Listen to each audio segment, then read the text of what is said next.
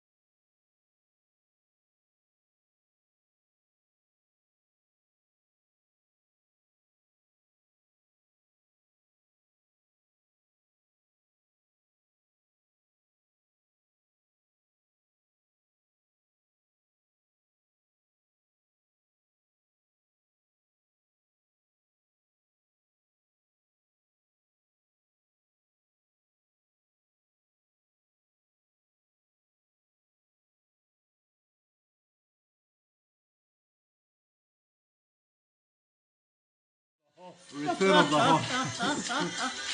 Speciale, get on a plane, bro. Jump on a plane, we're waiting. We're waiting.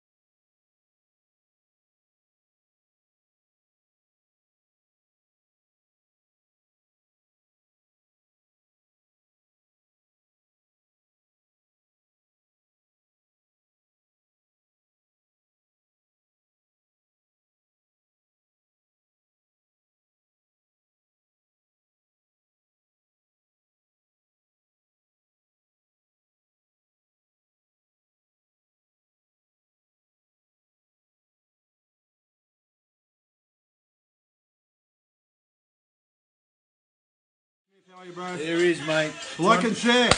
Get it cranking. Stephen Smith, mate. Didn't he have a great pass last weekend in Sydney? Dale, the Super Commodore, man. Danny Lowndes is on. Danny, spot on, bro. George Lazos from Adelaide, the valiant man. Gina Bullion.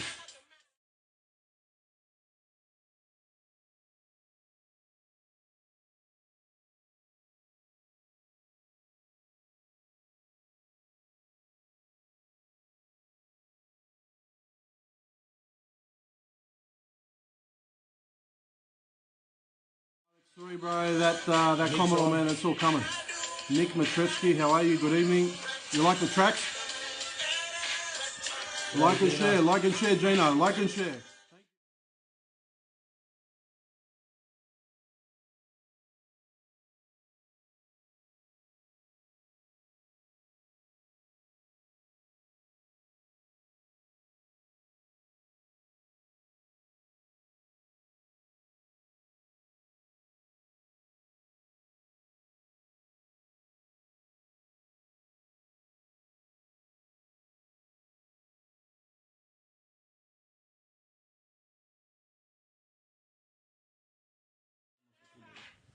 Alrighty, welcome. Oh, Hey, what's going on there? what's going on there? They're shutting us down. How we doing, guys? Anthony Speciale, never trust the snake. Ha ha. Ask Vic. Well, I'm sure there's something in that for everybody, mate. Are we going to talk about that? Or? I don't know what's going on there. Ladies and gents, like and share. We're at 70. Nanzianti, mate, you are. Don't worry, we're in your neighbourhood, brother, and we're coming. Corey Jackson, Corey Dark, how are you, man? Adam, I'm here for Dave's autograph. Absolutely, man. Dave will be joining us this evening. Ladies and gentlemen, special location. We had a location planned, and our special guest, Mr. Nick Zarakis, was taken away. He's currently working on what was that? That was very weird. Yeah, like a boosted application deal down there. It was a boosted application at Nick Zarakis' workshop, ladies and gentlemen. Yeah, so... Mr. 315 is gone. How are you, bro? Let me know when we will go for food. There you go. We had a quick bite. We might go after this, dude. I don't know. After this, man, where are we meeting you? And we'll say hi. Maybe go down to the cash mate or something. Maybe we say we're going to his workshop. Even better. So, ladies and gentlemen, action-packed show. Again, proudly brought to you by Australian Muscle Car Sales, based there down in Kingsgrove. Vic, what road was that again? Yeah, number 20 Commercial Road, Kingsgrove, Australian Muscle Car Sales. Speedy.com.au. All your sexy car needs there, new and old stock. Like and share. Ferrugia, welcome. Brett Murray, welcome. Muscle cars, buying, selling, whatever you need, all your needs there. Look, I believe they've got the biggest record-breaking Australian muscle car sales in Yes, they do. existence. They do. I mean, there's a couple of figures getting thrown around, but I mean, the guys there. Look, they're all undercover, those figures. Look, I mean, a lot of these figures are just there for you. Say, Like and share. The Elias. guys there, they're straight up. Like I said, Australian muscle car sales. Number 20 Commercial Road, Kingsgrove. Buying or selling any muscle car you need, get down there, see the boys. Ask for Chris or Mike Selby, they'll be able to help you. Absolutely. Operation Radial Freedom, proudly brought to you by Australian Muscle Car Sales and also Speedy Differentials, located on Botany Road in Mascot. Yeah, number 1004 Botany Road, Mascot. 1004 Botany Road, Mascot. Operation Radial Freedom, brought to you proudly by Australian Muscle Car Sales and Speedy Diffs. Please go to the social media pages and like them. If you too would like to be represented on this Operation Radial Freedom, hit us up and we can come to an arrangement. No problem at all.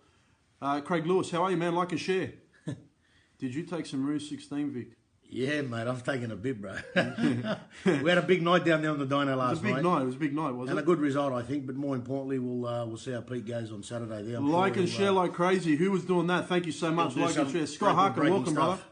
Welcome. Harker, good evening. Steve Bazina, Corona Craig is on. Absolutely. Bazina, again, you reset your pass. Your 6-second pass got better. Ladies and gentlemen, what a show. What an absolute cracker. What a show. lineup. Oh, man, what a lineup. We might have to keep it short and sweet, but let's see. We're going to keep it. It'll be on the fly. Short and sweet. Now, if you're a guest, please have your headphones ready. We've got ours. And we will have some fantastic interviews tonight. Hopefully, Chris Diggles is on. Good evening, Scott. How are you, sir? Chris Diggles, who's the voice of radials in this country, and I think very well respected across the country when it comes to any of his announcing. Victor, we also have the incredible Willowbank specialist in Australia for radio racing. What a man, David Hunter, mate. Hasn't he done some great stuff over the years, man? He's been there forever and a day. And I tell you what, man, what I seen that guy do just last week up there, man, just for a couple of the guys that had that private. One of the most dedicated guys in the sport. Does not stop dragging, rubbing, spraying, whatever it needs. He got it done. Slick cars, radials, mate. Dave, you're a true legend, mate. Well done. Thanks again for all your support last week. And we ran very, very hard up there with a couple of cars. So absolutely, awesome man. stuff. So we've got awesome Dave Hunter, stuff. we've got Chris Diggles. Now, we have the fastest racer in the country. Now, there might be a couple of men who might not be able to cop that, but Kelly Betts, the Australian top fuel champion, who is now Australia's fastest female in a turbocharged vehicle as well. Unbelievable. Unbelievable. We've got Kelly Betts, the champion, on this episode as well. Guys, like and share. Anthony Inglis, how are you, man? Like and share. Steve Spirella, let's get it pumping, man. Let's get this cracking. We're on 96 and we're ready to crack the 100 already, guys. Also to join us this evening, although we explained it in the last episode, Vic, but we want to give the love to all the workshops out there that are supporting the radio races. So this evening, Vic, we have Danny Lansdowne from Spot On Performance and Fabrication. And Fabrication, a fantastic organisation up there. Chris Zortzis, like and share again. Thank you, Chris, for all your support of Operation Radial Freedom. Australian Muscle Car Sales. Vic, where are they located again? 20 Commercial Road, Kingsgrove. Like I said, all your muscle car needs, buying or selling, ask for Mike Selby or Chris Zortzis. They will get you sorted out. They'll get us sorted. You want a GT Falcon, you want anything on GT, radials, you want a Monaro, and then you can go fit radials, tune it up. Oh, you can do anything you want. You can do whatever you want there. All part of the package. All part of the package. Lam Euros on there as well. Like and share, like and share. Okay, Craig Everly, how are you, sir? Michael Arnold. Now, separate to Danny Lansdowne, we communicated with Maria Passis, who is the fastest XR6 turbo in the country. She did an amazing job, absolutely amazing job. And we've got Dion from Dynamite Performance, yes, who's going to be joining us as well. So, guys, action-packed show, absolutely action-packed. And, of course, we're happy to take as many questions and funny comments as possible. Daniel Patrick, Spot On. Yeah, Spot On will be on. Mr. Wilkinson himself is joining us. Justin, how are you, sir? Hope you're well.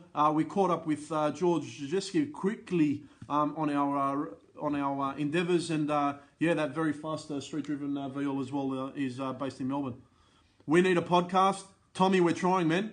We thank you for tuning in every week, man, and we're trying to keep it exciting. Like and share. Like and share, guys. The goal is to try and get this to about 250 watching every episode. We had over 10,000 views on the last one, man. So we are really enthused. People have been stopping us in the street. People have been stopping Vic in the middle of the track. He's been on the dyno. People have been calling, when's the next episode? So like and share, guys, if you love it. Sean Richardson's joined us as well. Fantastic to see everyone supporting our show. Great response there. Absolute great response. Rodney Williams, g'day all. Ken the 660, Drag Radial, Barnaby, Queensland, 27th of April. Yeah, absolutely, get on it. We're going to discuss that as well because the team have clarified what needs to happen with the licensing. We'll get into that a little bit later. Now, if you are a guest and you want to join, please make sure you are on your mobile device, have a set of headphones with you, and we will be getting you on as soon as possible. I know that there are some people that need to get in and out quickly, so let's see who's on here. Mr. Barrelos, while I'm doing that, if you wanted to just tell them a bit about, obviously Jambo, there were some great records run there as well, and a lot of radial stuff was happening as well. I just got a message someone, mate, so just give me a sec. No, the Jamboree event was awesome there. Unfortunately, we didn't attend. We had a lot of guys coming back and forth to us there, a lot of guys from up Victoria way there, especially in the VL scene there. I believe it was CK with the VL there with 275s, running very, very well. First time out for that guy there, getting some seat time. There was, what's the other gentleman's name? I believe Luke Cartledge there on a 275 as well, radial deal. So a lot of VLs coming back out. Having said that, you know, everybody's just looking to run quicker and quicker. At the end of the day, you know how it goes, you know, run what you brung and hope you brought enough at the end of the day. Now, realistically, I believe, what was his name, the guy? Was it Steve, Steve Smith? Steve Smith, yeah. Oh, no, yeah. Steve Smith, he did finally... In the spot on... Yep, spot on. He went 200 miles. Yeah, he ran the 200 mile. That was his goal. I mean, that was a big thing for me. We're looking forward to him to actually get it done, and he did. And all his team, the guys, I believe they won Best Crew Award as well. There, oh, did they? So well done to Danny Lansdowne, spot on performance on that. And in the J315 class, he took that out. Oh, he took it out as well? Yes. Okay, so all right, wow, you man. can correct me if I'm wrong up here, but no, there was a lot of guys relaying information, a lot of cars from all over the country there in Sydney. The weather did sort of hold off, so I think everyone had a great sort of time. A couple of other shakers and movers there. That Danny McDessie there running a PB in that the Greek Mercedes, the Valiant. The Greek Mercedes. I'm a big supporter of the old Valiants. He went 6:30s at 2:25, so I believe that's a career best for him. And yeah, no, look, a lot of guys just getting it done, and yeah, that's what it's all about. No, awesome stuff.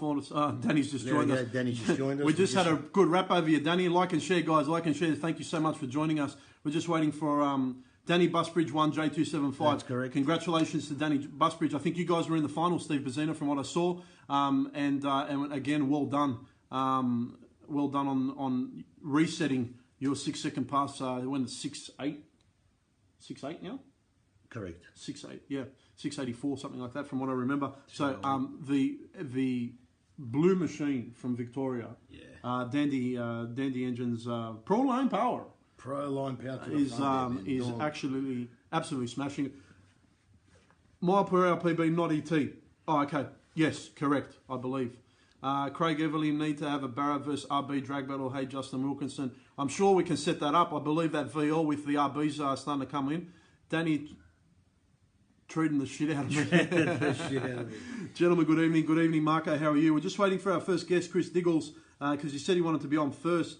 But I'm just getting a couple of messages coming through with a few people with a few different questions and actually wanting to come on as well. Oh, they want to come on as well. Maybe we should. If anyone knows Kelly Betts, can we reach out to her too as well? Like and share, guys. Hey, brother, are you on? We'll give you 5. No problem, sir. Well, there you have it. We've got Chris Diggles on live. Thank you, sir. Thank you. He should be coming on. We'll see you soon. Chris Diggles will be on in 5, guys. He's just getting himself sorted out there. It's going to be a fantastic interview there. Gorilla Speedy, Jim, we thanked you as well. But again, ladies and gentlemen, Operation Radial Freedom brought to you by Australian Muscle Car Sales and Speedy Diffs, located on 1004? 1004 Botany Road in Mascot. Mascot. All your differential needs and supplies. He's getting the lamb ready. So, and you know what? And while we're waiting for Diggles, Vic, I'm just going to message Dave Hunter, make sure he's getting ready as well. Get him on there. I'll make sure everyone's ready, because everyone said they were going to be ready, but, you know, there's a bit of a time difference. A couple of guys might be asking why we're getting a few slick guys on the show. Well, it's not all slick guys. No, it's not. But having said that, I mean, you know, these guys will be asking a hard question at some point. When are they putting the radials on? Yes. Whether it be 235s, 255s, 275s, 315s, whatever you got, get it going. David Hunter's on there. Is he? Okay, good. I was just messaging. David Hunter's on, mate. Make sure you have headphones, David. I believe he does. All right. Fantastic. Do you want to try and get him on or just wait? No, we're going to wait for Diggles because first? Diggles got to be in and out, and then we'll get David Hunter. Ladies and gents, David Hunter, extraordinaire of radial racing preparation in this country, and part of Willowbank Raceway as well. We've got Daniel Ward on there. Nice to meet you. Good work. He's got the blue VG. I believe it had an LS with a turbo in it there. He was getting Get the hell out of here. Yeah, man. That VG looked like just like a 18-second car, man. That's sacrilegious. Look, man. Everybody's LSing and burying the world. Don't get me started. I love it. It's something different. He's having a go and he loves it, and it's a valiant for me, so I'll take it. Done. You just text Kelly, thank you. Speedy, a true gentleman. Jason Ferrugia, yes, that is correct. Good evening, sir. Speedy, just thumbs up, mate. That VL with a Barra, mate. Is that part of your stable, mate? That's what I'm hearing. Don't get me started with that, man. If you've just joined us, ladies and gents, we're in a special location with fantastic artwork behind us. Our special guest, Nick Zarakis, was called away for some urgent works that were required on, of all things, Vic, I believe that was turbocharged. Yeah, it was a turbocharged deal going on there. So I don't know what's going on there. Pro stock guy in turbo. Hey, who knows? You never know. Might see radials next time. The radial scene is turning everyone to radials. Soon we will have Kelly Betts on 315 radials on the top fueler. Well, I don't know about the top fueler. maybe on that bad Mustang there, Oh, that Mustang, yeah, absolutely. Danny Lansdowne, are you on, mate? Yeah, he'll be on later on, guys. I think he's either travelling to the Holden Nationals or he's in between. But definitely Danny's from Spot On Performance will be on as well. Sorry. Yeah, look, that's all about the angle of today. So unfortunately, we can't control some of these camera angles here. It's coming soon, waiting on sale agreement. Well, hurry up, man. Put the money down. Sam Estino, welcome. So, ladies and gents, we're about 2 minutes away. We're going to have the radial voice of Australia, Mr. Chris Diggles, who has been commentating for as long as I've been watching drag racing and participating. He's been the commentator of choice for Jamboree, especially. That's where I really learnt about Chris there, and he does the time attack as well. But definitely looking forward to seeing Chris's view on where radials is going, especially with the Kenda series, because he can give us a quick overview. He can give us a quick overview. A bit of a timeline there in the last sort of. He's very good with it too. Happened, so. Yeah, he's very good with the facts and figures. He's also a drag racer. I don't know if many people know that, but they should, and I'll let him tell everybody. Yeah, he's got a pretty exotic sort of thing, and he's liking that. The voice, absolutely. I want to hear him say PTC Radio versus the World. And we'll get a competition going there as well, but. Chris Diggles will be joining us soon.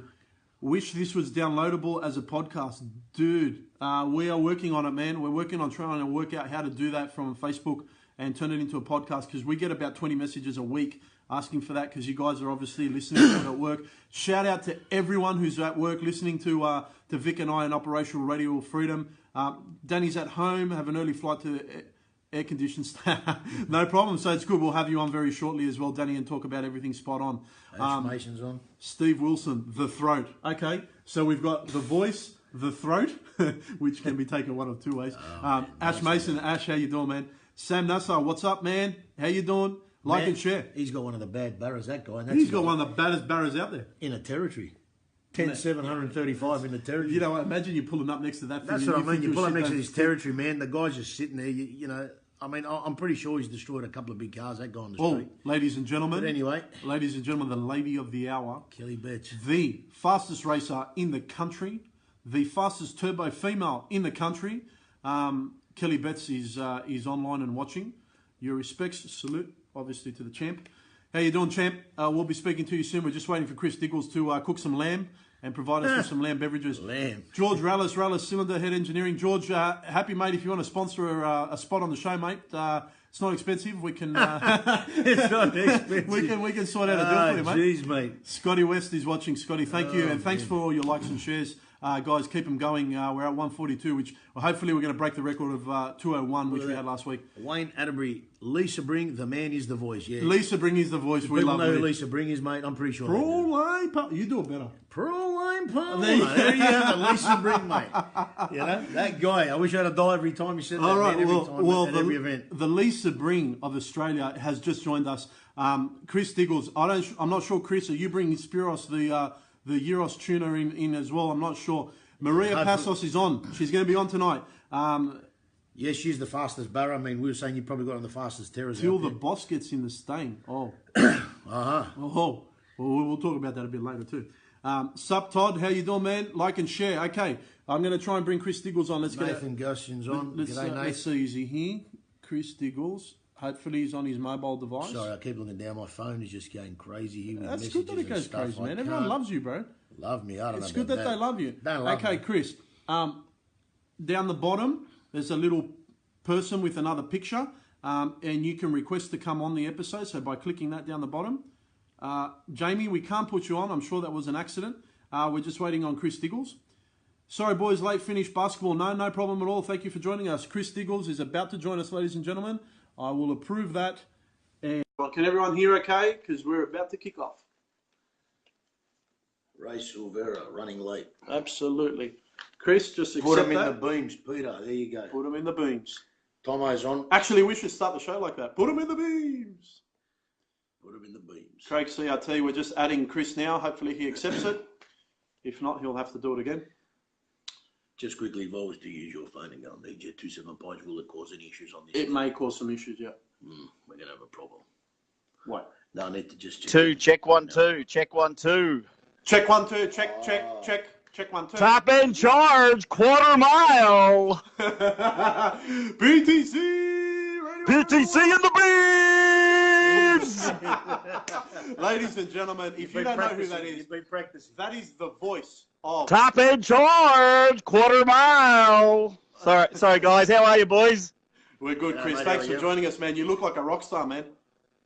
You know what? I had everything. I made all the effort to set everything up here, and then I had the iPhone upside down, and that's just ruined the rest of the angle that I had all lined up there. So I'm having to hold it here like some idiot like this, and I got sore arms. I just can't. The camera just keeps dropping there. You're full of shit. You're just showing the Snickers thing, right? You and your mate Perry Boulevard. Is that better? Can you see what's going on in the background here, boys? We can. We're going to talk about that. We're going to talk Nothing. about that. Nothing's happening there. Yes, Look, nothing. Yes, it is. Don't be cheeky. How are you? So, Chris, thanks for joining us. And obviously, we've introduced you as the voice of radials in this country. There we go. You've been referenced as the voice, the throat. Hopefully, there's going to be some other ones here. But, Chris, tell us, mate, how did it all start for you and commentating in drag racing?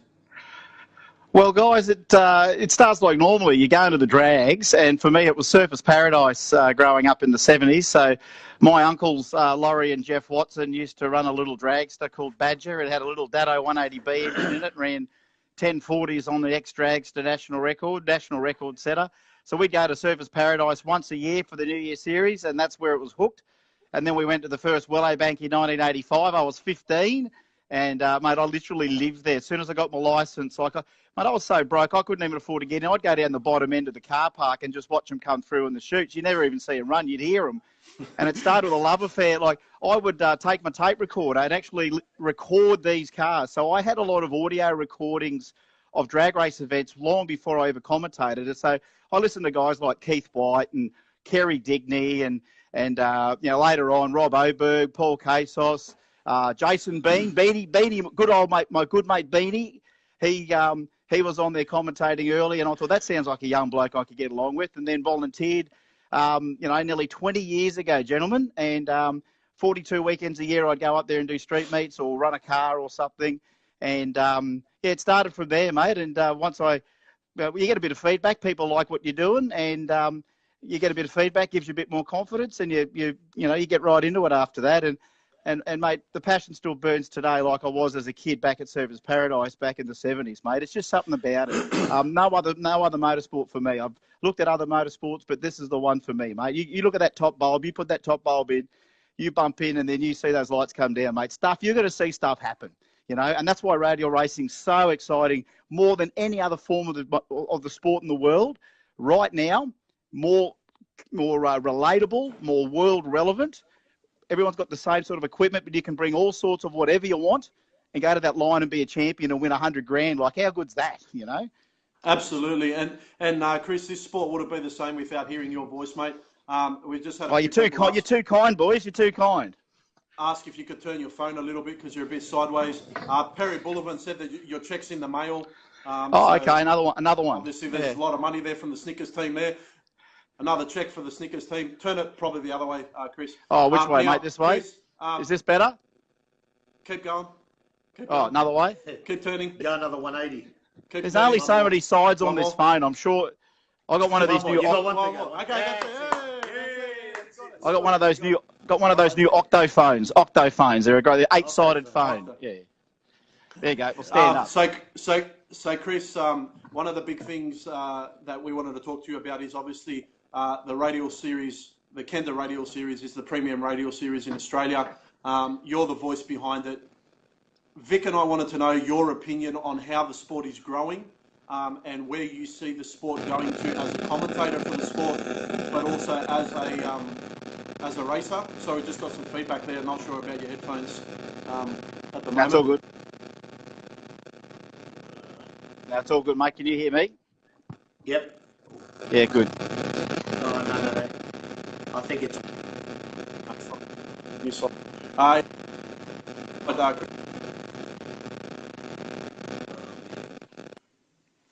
That's it. Yeah, that's it. Just hold your phone there, whatever you're doing. That's perfect. Okay, so Chris, tell us. Are we back? Are we good? Yes. Don't use the phone. It's on me drill press, mate. It won't go anywhere now. Perfect. So the 660 Kenda series. Tell us about your thoughts, guys. Like and share. We've got Chris Diggles, the voice of radio racing in Australia, and tell us where you think the sport's now heading in the radial series, as well as your own project. I think we're closer than ever to what we're seeing at the very elite level as far as the United States are concerned. We've all got the same equipment as what they have in America. But, I love the Australian twist, mate. As much as I'd love to go and see the biggest radio races in the world, I mean, Bobby Bennett and everyone else that does the coverage of it, like, it's hard not to enjoy watching it that way. And, mate, I just get such a thrill when we go to Willowbank and do, or Benaraby, as we're doing at the end of the month, and see these guys, real blokes, real Aussie blokes, in their choice of weapon. We are truly unique to the States. We've got so many guys coming to a Kenda in a variety of categories, and that's one of the joys about Kenda. It's accessible. You just turn up and we put you into a category. But everyone can bring all sorts of weapons, mate. How many Datsun 1200s do you see in American radio racing? How many rotors do we see starting to come through? And I'll talk to you about what I saw on the weekend at Jamboree shortly, but it just allows us to more imports, gives you, more Aussie muscle in there. And then the progressions come to a stage now that we're going to have such a fat radial renegade in the next 18 months. I mean, we're going to see so many on 550 indexes, and those who want to jump down from there, well, limited 275, we'll see so many more 4-second cars in there. 235 is going to go through the roof. I just think we've got to keep having these things, guys. And basically what Scott and Justin have done with the rural categories now, mate, I personally think we could whack another fixed index class in the 7s there. And I'm trying to pitch an idea for the future. We go a control tyre with Kenda, make it like a 740. But that's just between you, me, and social media. That's what I want to look at in the future. Because I just want to, mate, we just got to give this heads-up category the opportunity for everyone out there to go, I want to get in there. And Kenda's provided that the last couple of years. You walk around, you feel the love in the pitch, you get treated different. You know why? Because we look after how we treat everyone. We're in complete control of our racer base, and we want to give the love out. And the love is the opportunity to run at these categories. And people, word of mouth works well, social media works well. Mate, how good are the quality? You guys have seen it for yourself.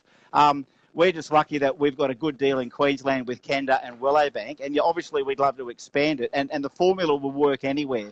But, Kenda's kind of got the brand now as far as Australian the radial scene is, and rightfully so. I think a tyre company that's not quite yet physically involved in the sport themselves, keen to put their brand on something and sit back and go, where did this come from? This is the best bang for buck a tyre company could ever have, because we're small tyre racing with some stuff that's world relevant. You know what I mean?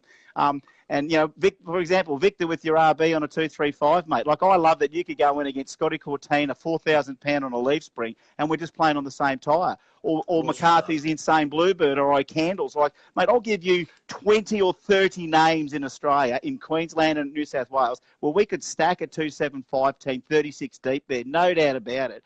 and then Renegade would be 30, 40 cars. We just got to get everyone to just turn up at these events. I know there's a little bit of a travel involved for the New South Welshmen, but you know what? The more we populate this, the more we've got the scene nailed. And I don't know whether you guys are happy. You happy with our little scene here in Australia? Oh, mate, awesome. we believe in it so much, Chris, and that's why we started the show, because we can see where everything's going. We can see your passion. We can see Scott and Justin's investment, their commitment to the sport. We can see racers investing a lot of money in cars, whether it be built here or bought from overseas. We see the category growing, and we also see that it just needs a voice. And we're trying to provide that voice because, Chris, as you do, the more ideas that we can get to get more races through the gate heads up, I believe will grow the sport without limit. And you can say that you saw that with Gup. You can say you saw that with Jambo when Jambo first started. These are the things that we should be learning from and really pushing for the radials to stay as the premium class of heads up in Australia.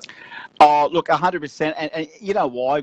I don't even feel like there's any anxiety in regards to the future of what we've got here. It just needs to keep rolling exactly like it is. And the workshops that the whole industry Australia's created to produce cars to race.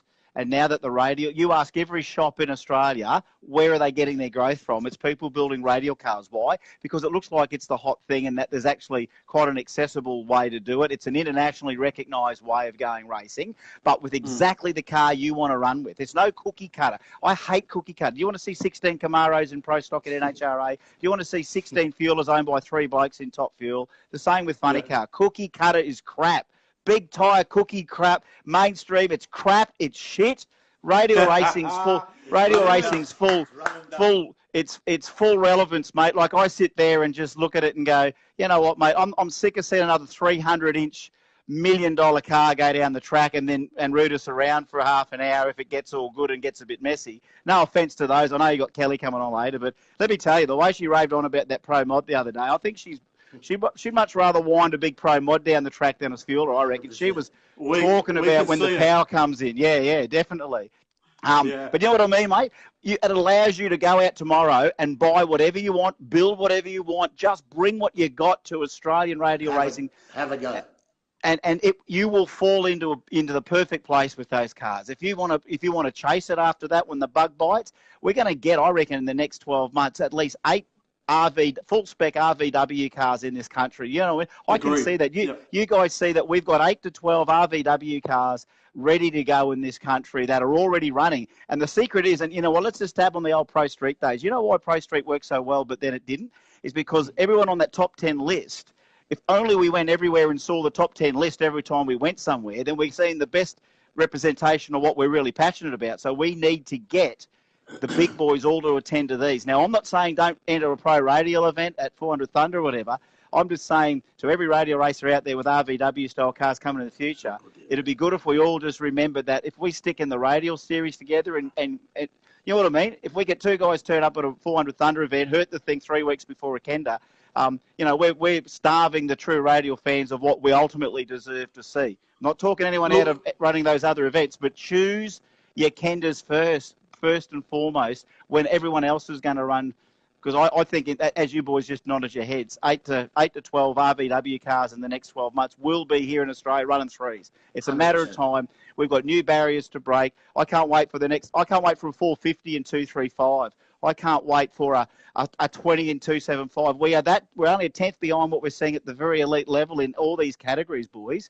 Absolutely. So you don't have to ask me what the future holds. We're already there. We know what it's coming. We know the workshops have got these cars. We know it's a matter of time that we all pull in the gate together. All the trailers are there. We unload, and there they all are because we know they exist. And we'll take it to the track that day, and we'll send it down 6 times, 7 if you're good.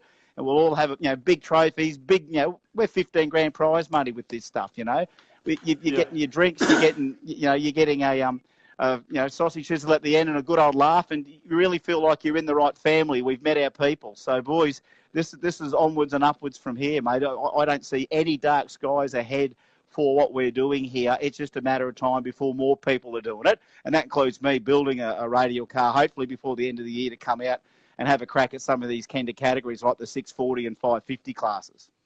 Yeah, and everything you've said there is spot on. Excuse the pun, because we've got spot on performance on a bit later on. I was just talking to Danny on the phone. And one of the things that we've been trying to do over the last few episodes is really showcase the shops that are investing in staff. Their customers are investing in them. So we've got Spot on, we've got Dynamite on. We've covered a couple of the cars from Wollongong Automotive as well. We'll have them on again. We'll have the Dandy cars on. The reason being is, as you said, Chris, there are people investing now in the Radial Series. The premium series is the Kenda Series. And for us, we agree with you. All the racers need to put ego aside. They need to put away ambition. They need to put away some of their inflated egos and understand that if we get behind Kenda, we will have the most successful Radial Series in the world. 100%. We've got the choice here to stand together and realise that there's more than just you in the lanes.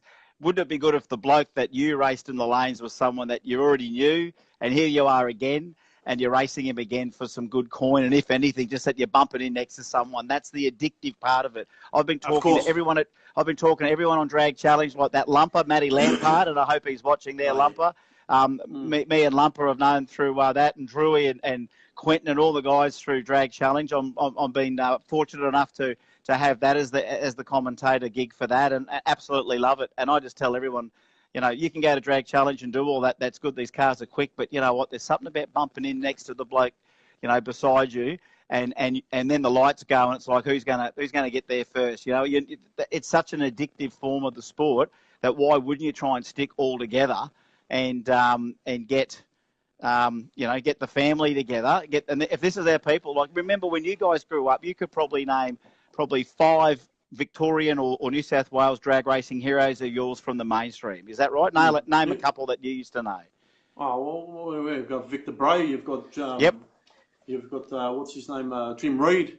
You've got Brett Stevens. You've got Nick Zarakis from the Pro Stock and John Andropoulos from Pro Stock. They're races that Reed grew up with, and then obviously you had Paul Stanek from JPC doing the turbo stuff in the RB30. So they're just a few that I would recognise when I was growing up.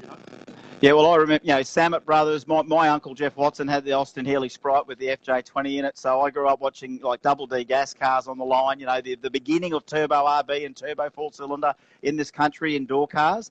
Super stock to me, I was a tragic, mate. Like, Top Fuel was good and all of that, but I really found Group 2, like the Comp Eliminator and, man, Aussie Super Stock. I got goosebumps. The last 20 years of Aussie Super Stock, we saw everything. Remember when Taverna debuted a brand new Chimera and everyone lost their mind? Yes. Or the Telstar. Remember we had the Mobster Telstar. Like we had Aussie Pro Stock with Aussie cars we sold on the showroom floors, and we didn't care if they were front wheel drive or whatever. We put them out there like Aussie racers. We hit that with commitment. Hands banned bloody Dyke with that Commodore. You know what I mean? Like we've got these beautiful cars, and I just remember huge super stock battles because it's just the best tin tops, gear jamming, index action. Like to me, like that, I used to love that. But all our heroes used to be, you're right, Gary Phillips, Jim Reed, Steve Reed in Funny Car, the Tuckers in Pro Stock, Peter Ridgway in Pro Stock, Bruno. Remember Bruno in Pro Stock there? I remember earlier back, Adrian Kelly, Chris Mills. No social media back then, so it was all when you got your Dragster Australia, you realised that last weekend, the magazine. Chris Mills smashes out an 835 in Pro Stock with a D-stroke big block, and then Adrian Kelly over here in Queensland had a 331 Nickens or whatever in his IROC, and he went 831, and you'd be in and out of this battle within the sport all through the paper you'd read. You'd read your paper and go, wow, Samet Brothers tested 3 weeks ago. Remember our information used to take 3 weeks in drag racing? Now it's hours. Man. You know what I mean? Like, mate, I just used to love getting that. You'd get it, you get it from your speed shop or whatever, and you open up your Dragster Australia, and it's like, wow, the first ever, Sam and Izzy Blumenstein ran an 884 in that Come Racing, yes. Yeah, from the Tirana with Aussie engineered, Aussie built stuff, more. You know what I mean? Like, we've been doing this for 30, 40 years, our industry. We've been punching it down drag strips for 30, 40 years. It's our opportunity now through radio racing to create the new heroes of Australian sport. And you can have and I do still believe that all the management that wants to run drag racing at the elite level, let them do what they want to do with whatever they want to do. 400 Thunder, Andrew, whatever. Just let us do our own stuff at the tracks, and we'll bring our own family and we run. We don't need to be a part of anyone else in the sport. We're self-sufficient. We're generating more industry than any other category in the sport, and many other motorsports for that matter, because it's world relevant, and we are literally watching the elite. You know what I mean? Like, we can fully relate to what exactly happening in the States.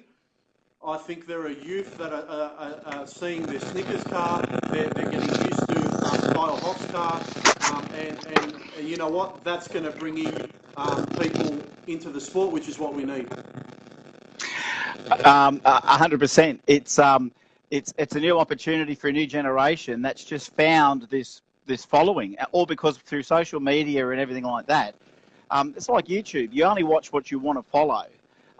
But when you know that already, we're watching some of the very best radial races ever in America, like records broken every time we go out there. But the thing that gets me in that is we still see a 32 or 16 car field with so many names where you go, what the hell is that dude doing in there? You don't even know who he is. And then you see what he's got and you go, whoa, there's another one that's come out of nowhere. You know what I mean? Yeah. Like, I really do see, even at the American elite level, guys are jumping in there to be a part of that. And why wouldn't you? And here in Australia, it's just a natural flow on for that. But do you want to be, you know, we were talking about this at Jamboree on the weekend. You know what we had at Jamboree on the weekend, boys? We had, and it doesn't really matter in the scheme of things other than we had the 8th quickest naturally aspirated 13B in the world, right? So we had Matt Rice in the chainsaw, and we had Rod Harvey in his factory extreme car.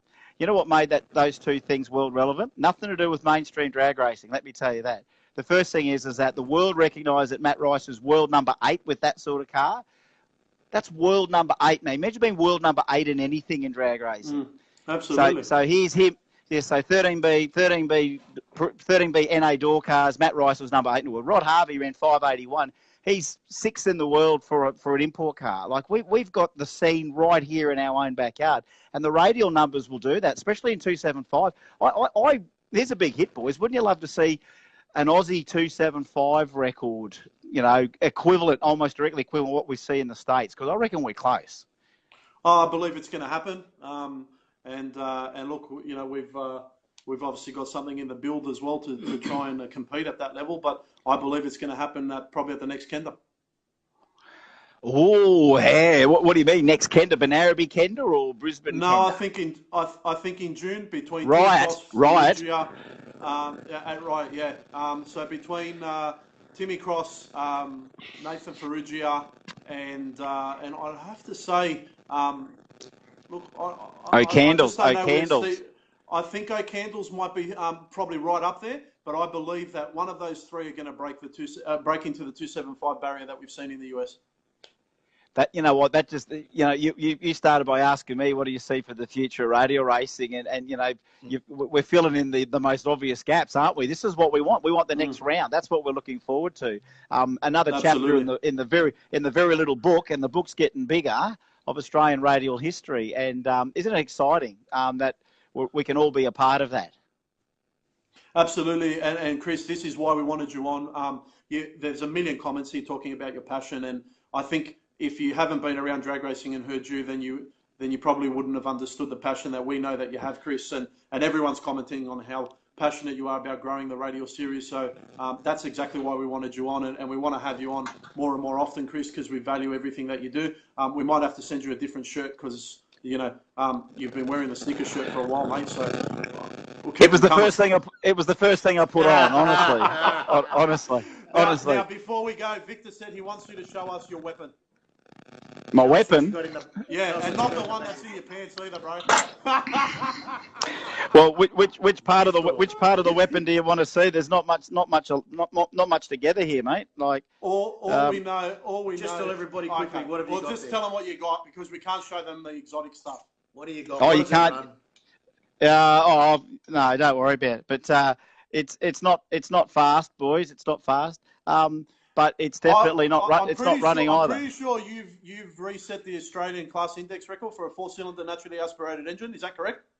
Put it this way: in Australia, I might be Australia number 1, world number 10, probably. But okay, I can't get that in there. There it is. Look.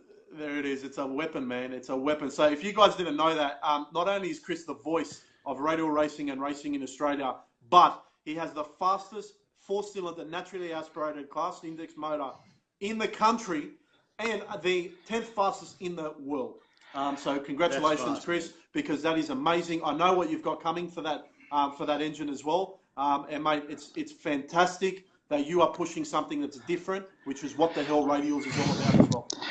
Well, mate, you know, to be honest, I've always been a little bit different, but it's just one of those things. There's the camera. I just looked at the oldest record in the book, and I remember seeing the actual car that ran this record back in 1988 at Willowbank at the Nationals, and was going to do it with a motorbike engine like he did, but heard about this particular engine that's, 3.7 litres, and Ford sold it. There you go, there's proof. Ford sold it as a part number, as a motorsport block. So, alloy block, beautiful big engine. I just thought I'd be the Sonny Leonard of Aspo 4 cylinders because no one else is doing that. Everyone's boost. You know what I mean?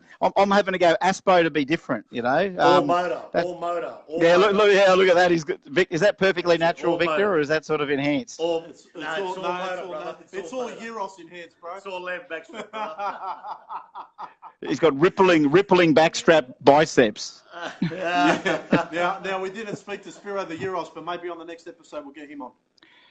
Oh, mate, he'll be here shortly. I've got a new business called Uber Lab, and you can get your food delivered in a 9, 8, or 7-second car. It's really good. The food is cheap, but the E85 will kill you. Yeah, it's got a Microtech on board. Yeah, well, and a pie warmer in the back there, but anyway, that's different. Perry Boulevard said he's sending you another Snickers shirt. Oh, what's wrong with this one? A bit too bulging. No, he said it's the best one, but look, we'll get an Australian Muscle Car Sales shirt for your next day interview. Boys, it's been an absolute pleasure. Hats up, quarter mile. Roll-line power with Chris Diggles. Oh, man, thanks for joining us. Teme contactos, muchachos, de tindio, de rotores, pistones, astoles, tataria. Fuel tech. Intanos, tincanos, pancanos, pitanos, pitanos. Hasidasa. See you, brother. Thank you. Aso. Sayonara. Bye-bye. Arigato. See you, bro. ATB. Oh, ladies and gentlemen, if that wasn't the most entertaining interview we've ever done. Jeez, he loves it, man. You know what? He loves the sport, brother. And you know what? We need people like Chris. Because without Chris Diggles, we cannot progress. You've got the Leafs to bring in the US where everyone just knows that that's him for radials, and everyone just knows that Chris Diggles is the voice of racing in Australia. He's been around there forever. You heard some of the names of pioneers of the game. He's grown up around. But he really loves it. You know what I love? He's like you. You need someone to be passionate and just push it, and he obviously loves it. So yeah, great. And he's also a bit of a comedian there. But you know how like people's ETs and mile an hours from like tens of years ago, right? Yeah. It's just you're good with the numbers. He's the same as you, right? You can. I mean, you were rattling. He's got more. But what an interview, guys! Please like and share, because honestly, that would have been one of the best interviews on Facebook Live ever. How can you get more of a character? I think he thoroughly enjoyed it. I think he enjoyed it. I think everybody watching enjoyed it. Look, Operation Radial Freedom, man. We've stepped it up. We've got some amazing guests, and the first cab off the rank was Chris Diggles, and look, everyone's loving it. Look at the like and shares happening, man. So, Chris, thank you for joining us. We're going to have you on the next episode too, because we need that passion to help drive us as well. You know what I mean? And the fellow naturally aspirated racer like me. Yeah, well, I mean, they say, well, I drive it too, but I just love naturally aspirated. I know, you were Valiant's natural. You're coming 235 racing. Pro stock stuff, all that stuff. Back in the day, I just love it. But yeah, look, awesome to see something. Look at some of the comments. Peter Papp, he's the best commentator in this country, absolutely, and probably one of the best in the world. He's not exciting in your hotel room at 4 a.m. when you want to sleep. Dave Reed. I think we want to forget Dave Reed. We need Dave on for the stories, but anyway, we'll get him on soon because one of the best photographers and videographers in the game, Dave Reed, who's also going to join. Now, if you guys aren't understanding the flavour of this episode, we've got Chris Diggles, the voice of radial racing. We've got Dave Hunter joining us soon, who is the track prep guru in radial racing. We are trying to give everyone involved in the sport a voice. And we told you on the last episode, we've got Spot On Performance coming on, we've got Dynamite Performance coming on, and without further ado, let's see who our next guest is.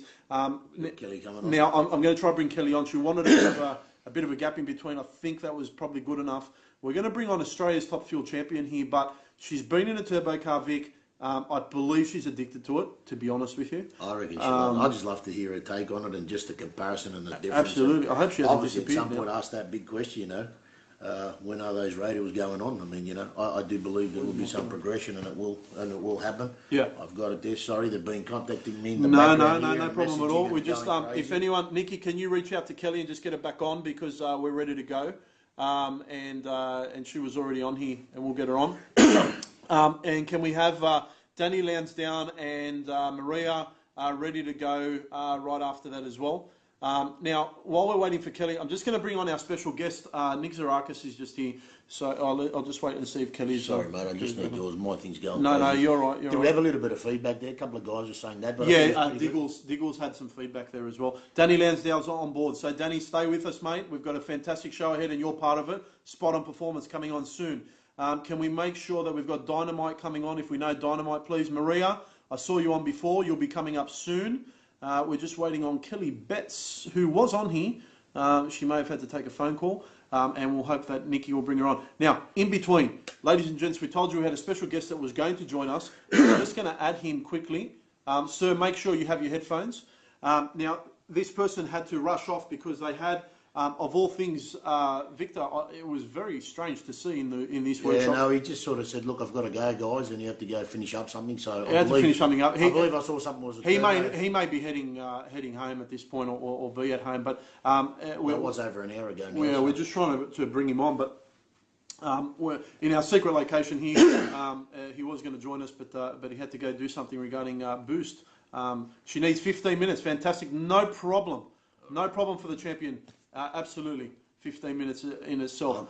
I've just got word he's got no headphones. I've got no there, headphones. So all right, so we can't bring him on because there's going to be feedback. I think that's got something to do with. I'm just continuing here. He's listening to the feed, and is he? He's Okay. actually working away. He's working away on the turbo thing. Okay, great. If you do get some headphones there, please come on. But Great. So what we'll do, I've got Danny here. So let's bring on Danny Lansdowne. We're going to bring you on, mate. Hope you've got your headphones.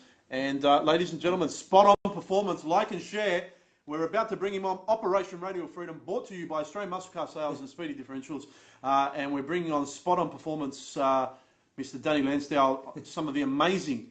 Victor Malia looks in Mac. That means hair in Greek. On my hair, jeez, man. No. Danny's probably getting his headphones ready. Bit shocked that we're bringing him on at the moment, I gather.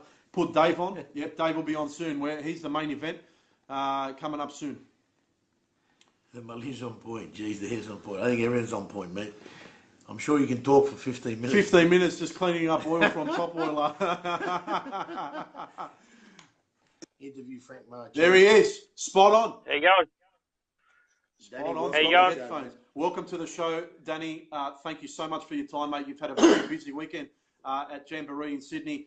It's been a long time overdue, sir. The fantastic green machine of Stephen Smith is absolutely lighting the radio world on fire in Australia, especially for a single turbo deal like that. We wanted to have you speak a little bit about the car. We've had Steve on before, but tell us about Spot On Performance, how you started, where you're seeing the radio revolution, and what else you've got in your stable of weapons out there. Because Danny, there's some fantastic things coming from your stable, guys. Like and share. We've got Spot On Performance himself here, Danny Lansdowne. Over to you, Danny. How you going? So Steve's car, I guess after the little ute at Jambo about a year ago, had a little accident in the wall. We rushed out pretty much straight away and found the Mustang. And I guess it was probably a Super Street ladder bar Yankee car.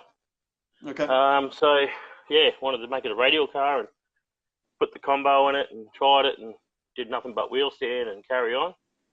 So we... Again, Steve dropped it off and said, do what you want to do to it, and we changed it back to a factory-style 4-link car. Okay. And from there, it's just progressed very fast, I suppose. Oh, it's been unbelievable. We've enjoyed seeing the progression of it. I know your logo's green as well, so I don't know if that was all a coincidence. But the car firstly looks amazing.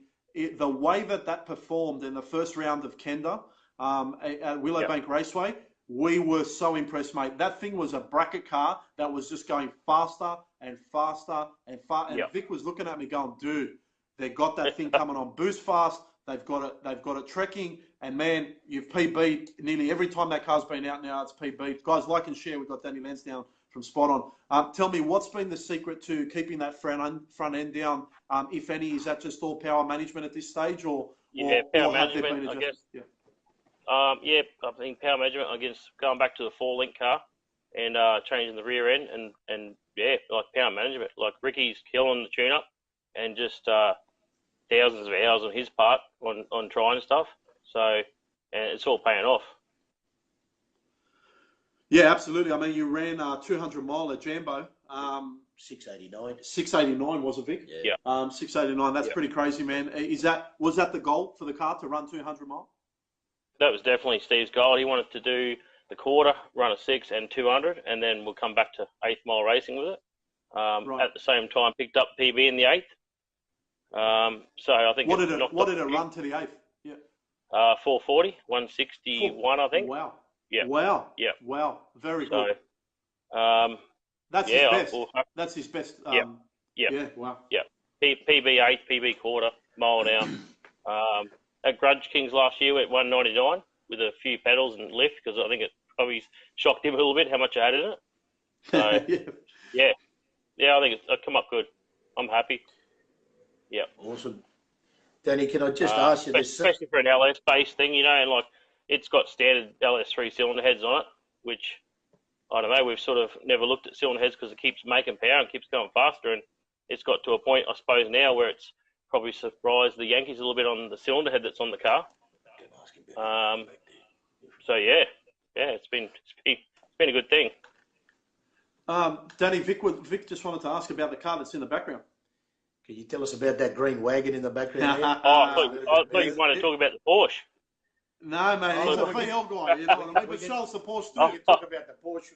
Is it on radio? Is that on radio? It is actually on radio. No, it's the green one's come out of hibernation now. It's back in the shed and it's on the jig table. So I'll get back into it as soon as we can get through Steve and his Mustang and his next goal. Fantastic. So tell us about the Porsche, because now we're intrigued. Oh, the Porsche is a flat 6, still air-cooled thing. We're doing a whole year fine and a billet turbo thing just for a streeter. Oh, right. For a customer. Okay. Yeah, something different. That's something different.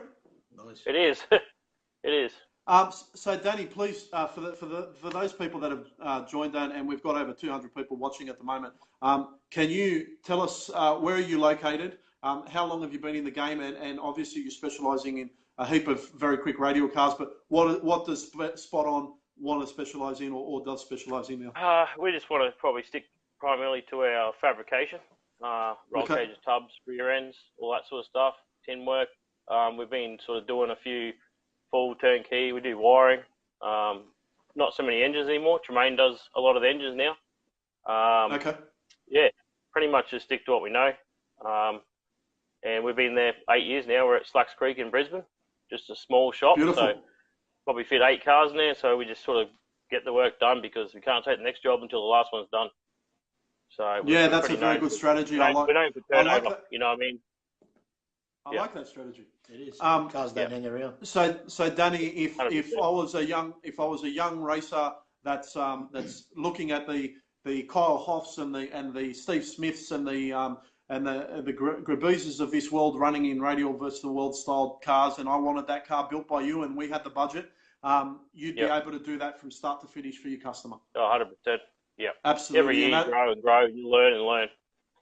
Yeah. I think for me personally, sitting out for the last year or so now with that car, I've had time to just progress. Obviously with Steve's car and the amount of time we spent on that, just the things you learn is unbelievable. And when I do get around to getting that car going, it should be great. You know what I mean? Like it should be easy. Yeah, you'll take all the latest technology that you've learned from Steve's car 100%. And put it into your car, and then you put that into your customers' cars.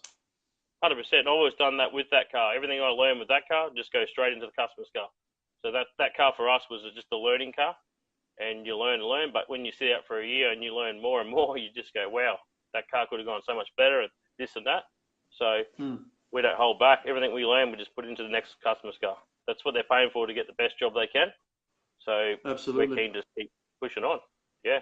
What great attitude there. Absolutely, man. Sorry. Well, what was no secrets here. Like, whatever we know, we're willing to share, and we'll share with our customers, our friends, and anyone at the track that needs a hand. Like, we want to see fast cars. That's all we want to see. I think that's what everyone wants to see. We want to go to the track and have 100%. Fast cars. Most people. Seems easy Danny, to me. Yeah. No, that's the simplest way, but there are some interesting characters in our sport. Danny, what's the best way for people to contact you, sir? Is it via email, Facebook? Facebook's the best. Yep, so, guys, if you're watching this, you've got Spot On Performance, Danny Lansdowne, who's based in Slacks Creek in Brisbane, who is the fabricator and tuner and overall radial guru for the Steve Smith Green Mustang, who is absolutely killing it. Ricky Fenwick's out. Ricky Fenwick's the tuner on that car, Ricky, and a lot of our cars. But I mean, you're one team. One team. And 100% without Ricky Fenwick too, without holding in the back. Look, he's got a full-time job running a glazier company, so cars is not his full-time job. So for the amount of time he puts into our cars and other cars as well is ridiculous. Like, he is a busy man. So and the things he's learned in the last 2 or 3 years is exceptional. Like, he does a killer job. Wow. We've just got Dale Helia saying to Jason, someone did, okay, so that's separate, unrelated. But, Danny, I want people to reach out to Spot On Performance on Facebook. You're on Instagram as well? Yep. Fantastic. So all your social media. And then we're obviously heading to Melbourne first thing in the morning for the Holden Nationals. So we've got two cars, the 2J LC down there, and Andy, my business partner's VL Commodore. Gone 750, 181. Wow.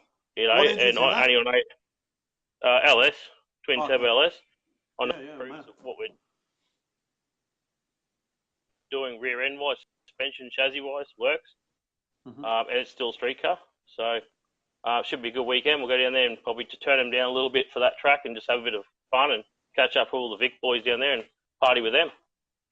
Oh yeah, absolutely. Vic, did you have anything you wanted to no, we'll keep us posted and see how you go at the event, and obviously send through any results and stuff. I'm sure we'll be able to keep up and see what's happening. But the Holden Nationals is an absolute killer event. The quality of cars and street cars in Victoria just blow my mind every time I go down there. Like the 9-10 second street car, no cage deal is awesome down there. Yeah, they're loving it, man. They're just building the car for that. They don't really have a track like you do up there in Queensland, here in Victoria, and the problem with that is that people just need to build street cars that are super fast and try and run it every time they go to Sydney or Brisbane at the same time, but and just enjoy it. So that's unfortunate here, but mate, you've got the Nationals. Swan Hill's killer. Yeah. But it's Swan Hill track is absolute killer. Swan Hill's probably one of the best tracks in Australia. The only issue is it's 4 hours out of Melbourne. So again. You've got a travelling issue. But Danny, firstly, I want to thank you for joining us. I know you've got a flat-out schedule and you just finished Jambo. You're probably absolutely wrecked. You're jumping on a plane tomorrow to head to Victoria. But we had to bring you on, man, because Spot On Performance is definitely doing a lot in the radial scene. Steve's car is one of our favourite. And because my car was single turbo, man, I know exactly the challenges with it, and making big steam on a single turbo car ain't easy, but you're doing it, man, and you're doing it consistently. And Vic, straight away, we wanted to have you on the next episode. So thanks for joining us. We want to showcase your cars. So if you've got any cars in the build that your customers want to get out there, mate, we'll have you on as many times as you want. 100%. Thanks, mate. No worries. Thank you. Thank you. Danny. Bye. Well, there you go, guys. Another fantastic interview on Operation Radial Freedom, brought to you by Australian Muscle Car Sales and Speedy Diffs. Danny Lansdowne from Spot On Performance, Vic. They've been kicking goals, man. Oh, they have, mate. The guy's been pushing for a long time. He's got his own car there, that VL wagon, man. You know, I mean, geez, hasn't he done some wheel stands and stuff? Absolutely, man. He's had the odd tap here or there, but the guy pushes and chases, and the results come, mate. Well, his customers are getting results, man. Oh, you know what I mean? Absolutely. Like you said, whatever he does, he filters down, and the man's humble. I'm sure, like most, and he's humble. He's happy to share the information, share the knowledge. That's what the sport needs. More humble people. To lend a hand. So, guys, again, that's another awesome interview that we've just had with Danny Lansdowne from Spot On Performance. If you need a car built, you're in Queensland, again, hit up Danny from Spot On Performance. We're trying to grow the sport as much as we can. As many shops as we can get on, we're going to get them on. As many people as we can get on, we will. We've just got some comments here. East Coast needs more tracks in between. Absolutely, I agree with that. 10 minutes without a JD, Danny would be thirsty. No, he did very well. And guys, it's not easy coming on, but as you can see, we just try and give people the opportunity to promote their business, which is what this is all about. We're trying to give people a voice in the radial scene. So I want you guys to support everyone that comes on the show, because it's not an easy thing to go live. And guys, we're not trained professionals in any sense of the word. We've only done 14 episodes now. They're all you, mate. But at the end of the day, Vic and I just want to see the sport grow, and we've got some great guests coming up still to go. So well done, Danny from Pat Roby Bella. I saw someone was watching from Trinidad. So that's pretty awesome, guys. Like and share, please. Luke Hoyes just joined us. Like and share, guys, as much as you can. We've had our record this evening. 211 people so far have joined in on Operation Radial Freedom, brought to you by Australian Muscle Car Sales and Speedy Diffs. And you can go to their websites if you need anything there. Any word on RVW style demo at Winters would be great to see. It would be great, wouldn't it? Have a couple of the big dogs there. Rick Butcher. There was a feed I was added to, and I sort of lost interest in the feed because there were some bullshit comments made about a particular racer by another particular racer that... they killed it off, did they? Oh, they sort of killed it for me, man, because you know what? I'm sick of wankers, mate. I really am. And at the end of the day... No, Barrelos, I've got to say it, man. At the end of the day... Call it how it is, man. Here's what's going to happen. I'm sure if somebody wants to come on and have their say, come on, mate. You know, it's a public forum. I've allowed everyone to... You know what? People have even come on this show that we're probably not that close with. But the show is the people's show. And the show is for those that love radials and want to see the radial sport grow. Now, if people are intimidated or if people want to bitch about a car, it's very simple, man. Get your money together, get out and compete. And if you want to compete, put your money down. Let's go to the start line, right? And that's it. And let's see who's a better racer. Run what you run. Don't run your mouth. Don't hide behind your comments. Don't throw your snide remarks, man, because you think you're smarter than people, because you're not. I'm telling you now, you're not. And if you heard about this, well, that's probably the person I'm speaking to, right? Now, I'll go back to the Winters thing. They're Cheeto-eating motherfuckers. Cheeto-eating motherfuckers. Don't swear. We said this. Yeah, sorry, man. That's the first swear word we've said in 2 episodes. Anyway. Apologies. Now, we said fire truck. Craig Lewis, how you doing, bro? I'll go back to... So sorry, who asked that question before I... Rick Butcher. Yeah. Okay. Back to the Radio versus the World at the there was having a bit of a radio There was show a thread...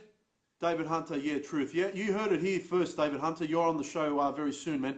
No bullshit, guys. Danny Bill, this Mustang engine is stupid. There's time to start, finish. All props go to him. Absolutely, Steve. Man, that's why we had him on, bro. Congratulations to you. Well done again. I'm just going to go back to Kelly's on and ready to go soon.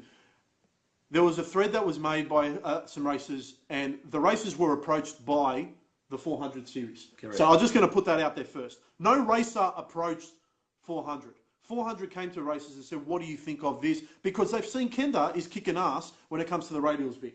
Right? It's exciting stuff. It's exciting stuff. Like Diggle said, like we all know, it's exciting. Okay. Anybody can be on there and have a go. The biggest thing, now I raised this...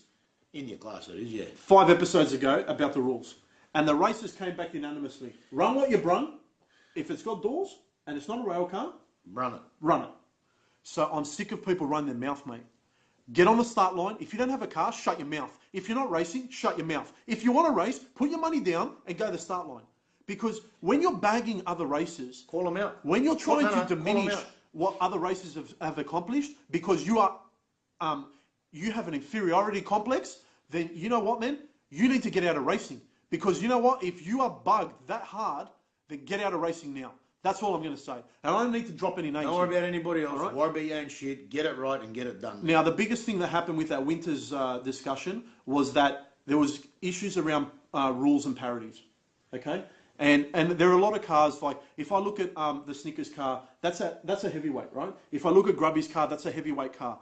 Those cars are running, I would say Radial versus the World style weights. And I know definitely Snickers is, I know Grubby is, correct. And a couple of the, I know Jared is probably almost there as well, right? Because they had to just run that car in Radial versus the World. Correct. So they would be right there with weights. There are other cars that are a little bit lighter, okay? And when I say lighter, there were some that were 400 to 500 pounds lighter because, mate, there's no rule on weight in Kenda. So I'm putting it out there. Run what you're wrong. Run Now it's an issue. So that the rulings became an issue on that thread, and I got over it, man. So honestly, Barrows, I stopped reading. I know you read it. You touched, like you showed me something briefly. I just got sick of it. I'm not on FB all that jazz.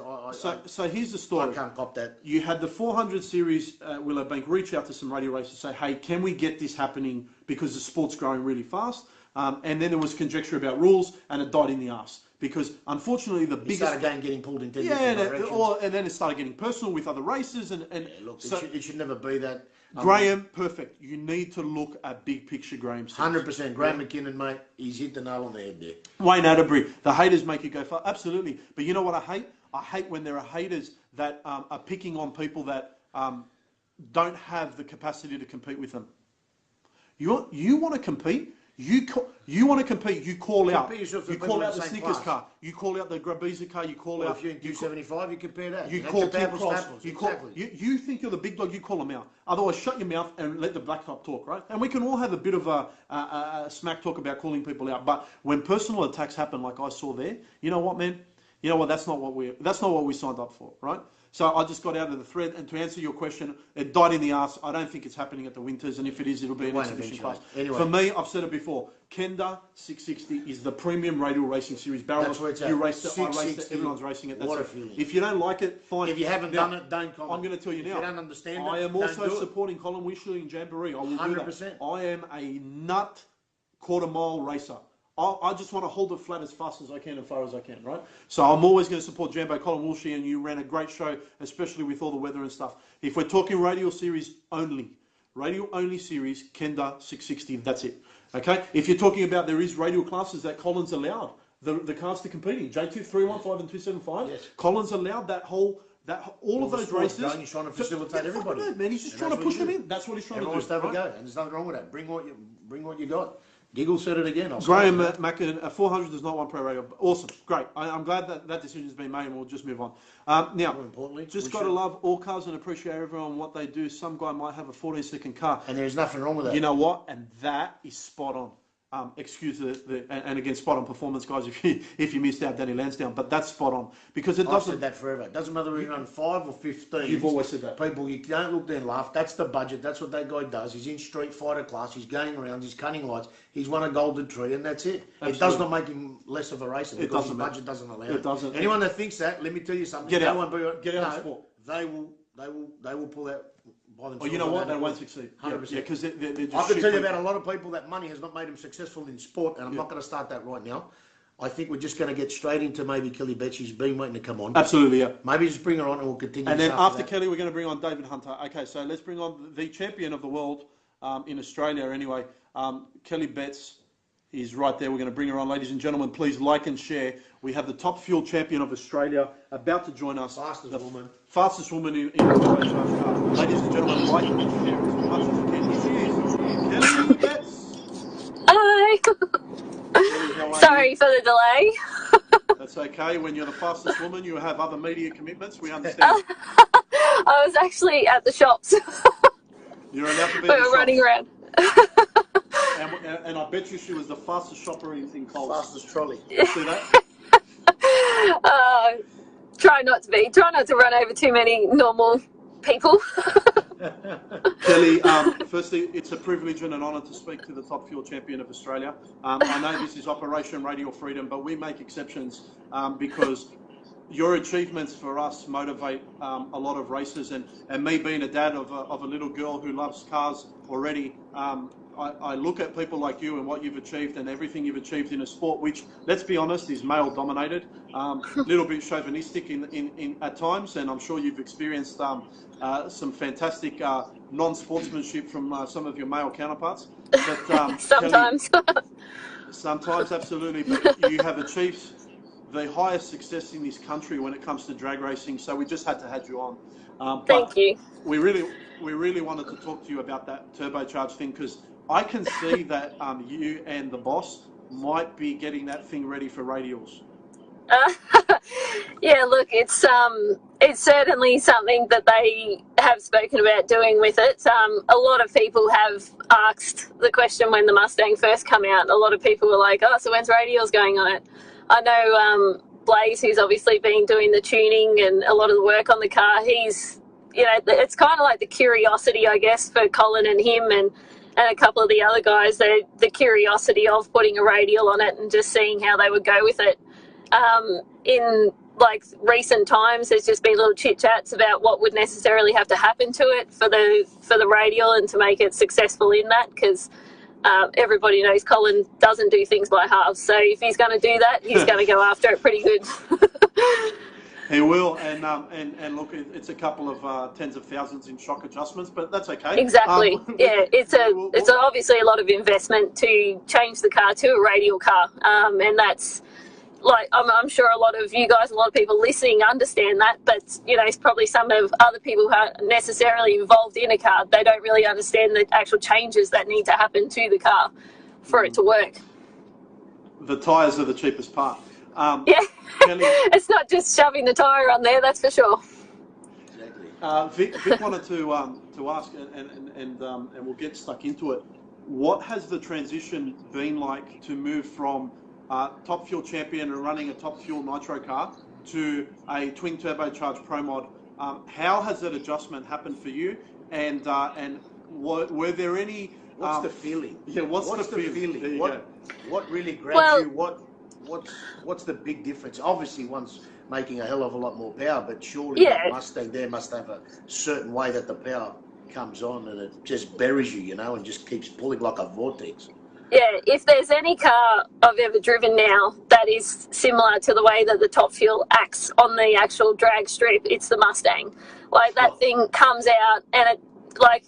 And it sounds silly, but the initial hit in the fuel car isn't really what's the big amazing thing. It's when when the clutch locks up and about 330 foot, that thing just takes off like no tomorrow. Like it puts you back in the seat, and that's when you just start to go like, holy shit, I'm gonna ride here. And then everything starts getting blurry, and it goes out of control from that point. But the Mustang does that also to that certain extent. And I guess the most surprising thing for me going to the Mustang was that same feeling. So for me, I mean, I love driving just a big badass V8, and especially doing it in a sedan car. Like that's, you know, I just loved every minute in that car. Like it was honestly just, it was unreal. And when like the initial takeoff and stuff, like the 60 foots, 105, 107, etc., it's sort of like similar to what my modified dragster does, for example. But then when you get out of it and that thing just starts motoring on, and holy crap, as the Yanks would say, it was hole in the mail. Yeah, definitely hole in the mail. Yeah, it was unreal, and that it just keeps pulling, like it doesn't stop pulling. So, and that's what the fuel car's like. It just, you know, the Ute sort of gets to a point and then it starts to taper off, but the Mustang and it just keeps pulling. And I mean, the pass on the weekend, the 587 at 249, well, the parachute had just blossomed a little bit before the line, and I was off it just before the finish line, and Blazers sort of worked it out that it probably was on about a 256-ish mile-an-hour pass. So, yeah, it's just an absolute beast. Awesome. Absolute beast. And Kelly, tell us about how that 5-second part. You went up against what would have been, I believe, at one time the world's fastest twin turbocharged Pro Mod car in the world. That's guaranteed. That car went 270 odd mile an hour at PDRA in the US. Ladies and gentlemen, like and share. We've got the champion Kelly Betts on right now, so please like and share as much as you can. But Kelly, you bumped in and you had been going consistent 6.0s, I think, at that event. From what I was seeing, and then you bumped in. I saw flames coming out of both cars. When you let go of that button, did you know that was it? When you let go and that turbo was stalling, was that in your head, you know what, this is it? The thing is each run down at Sydney was actually on a 5-second run. The first one, we changed some parachutes on the car and gone over the brakes a little bit, so I just wanted to run it through to 1,000 foot and then pull the chutes to see how they were feeling, and then obviously the braking area, I just wanted to make sure I was all comfortable with that at Sydney Dragway. So that was the 622. It was pretty much on a 5.9, so, you know, a 5.9 of some sort pass. Then the next one came out and went the 6:02, and again I'd got it off it early because it just had a couple of little, I hit a bump or something, it just had a bit of a movement, so I pulled the chute and got off it. So again, that was on a 5.9 pass. So we knew that the car was going to run it as soon as we took it out the back door. Now, in the first qualifier on Saturday, we ran up against Michelle Davies, and that was our match race that was planned to happen. And the winds were ridiculously strong, like ridiculous. I was starting to feel sick before we even got in the car. I was starting to feel sick, so I just did that. They were that strong that it truly really concerned me about pulling the parachute to the bottom end. So me and Michelle spoke to each other. She had the same sort of feelings. A lot of other guys were feeling it. So her and I made the decision just to go to half track on that pass because no one wants to see us spin the cars at the end of the day. Of course. So, yeah. And again, the car, 100%, it would have run a 5 on that run. The track was mint. Everything was great. Conditions were good. It would have. So really coming out when we did the 580, it was just like, it was the first, I said to the boys, I said, don't worry, this time it's out the back door sort of thing. And yeah, boom, we probably didn't expect a 5.87. We were thinking like a 5.9, but yeah, I mean, on the run, it was absolutely motoring. And it's funny because like when I go through the top end and I don't hear anything on the radio from Blaze, obviously the crew chief on the radio, I know that it must have been pretty good because everybody must be jumping around and celebrating on the line.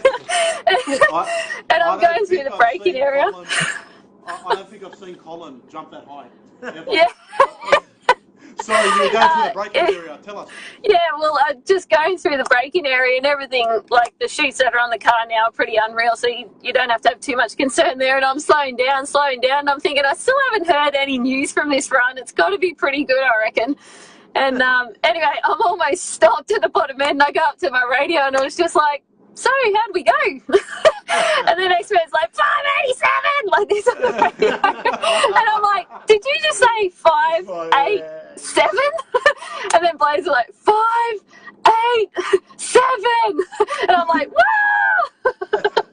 So was that the same reaction when you won the Top Fuel Championship? That's what we want to know. Oh yeah, well you saw me at the bottom end for that. I was an absolute mess with tears and carrying on. I couldn't put too many words together on that one. And I mean, for me, I've got, I've dreamed of all this sort of stuff as a little girl, and this is the sort of thing I live for. So all those results, and when I get the opportunity to even be able to achieve these things, it really, like, it just means the world to me. And yeah, it's everything to me, if you know what I mean. It keeps me going. That's why you're the champion, and I just want to keep getting better. Yeah. You know what? Well, let's hope so. Oh yeah, we'll know so. Don't worry about that, Kelly. Now look, Kelly, if you really need to win a round, all we need to do is just put some radials on the back of the Top Fueler. Shock adjustment. You're going to get a bit more. What do you mean? That's what you've got to do, Marilyn. 10 more. They would have no actual run around radials. I reckon it'd be a quarter-mile burnout. You know what, but you'd still win. Yeah. It'd be pretty interesting, that's for sure. Now, Kelly, there's been a couple of comments. Are we ever going to see the Datto Ute again? You competed in the hell yes. as well. So yeah, that's coming out, thank God. It'll be back out, Brisbane Jamboree. That's my, the definite next time I'll be running it. But we all love the Ute. The Ute, out of all of them, the Ute's the hardest car to drive. It's the most mental one. Like, it was funny when I first got in the Mustang on the first pass or two, I started to I almost had the mentality with the wheel work on it, of the Ute. But the moment I started trying to steer that thing when it was moving around, it just started whipping out on me. And I soon learned after the very first or the second pass that I actually had to drive the Mustang more like the fuel car. Yeah, you really need to not, if you've got to steer those pro mod style cars, it's no good. And yeah, I've pretty much also learned that you cannot pedal them. No. It's once it's out, and that's it. You can't. Yeah. So it's the whole thing of once the rear end and the forelink and all that isn't planted, then you're pretty much, that's it. Time to quit. So yeah, But no, it was quite interesting. And obviously the ute, you know, sometimes it can look like it was on a pretty straight, good pass, but there's a fair amount of wheel work going into that. I've just got the boss on here. He said Brisbane Jambo, the Dado, Eclipse and Mustang. Eclipse and Mustang, yeah. Oh, God. Blaze is going to have to work hard. He's already shaking his head. No. All on radials. All on radials. Got some falling work. Blaze is the one thinking, oh my God, look at the work I've got to do. Oh, God. Kelly, before you go, can you please let us know any of your sponsors, any people you wanted to thank, any family members, because having you on, the champion of Australian Top Fuel drag racing, has been an honour for us, but want to give you the opportunity to just thank whoever you need.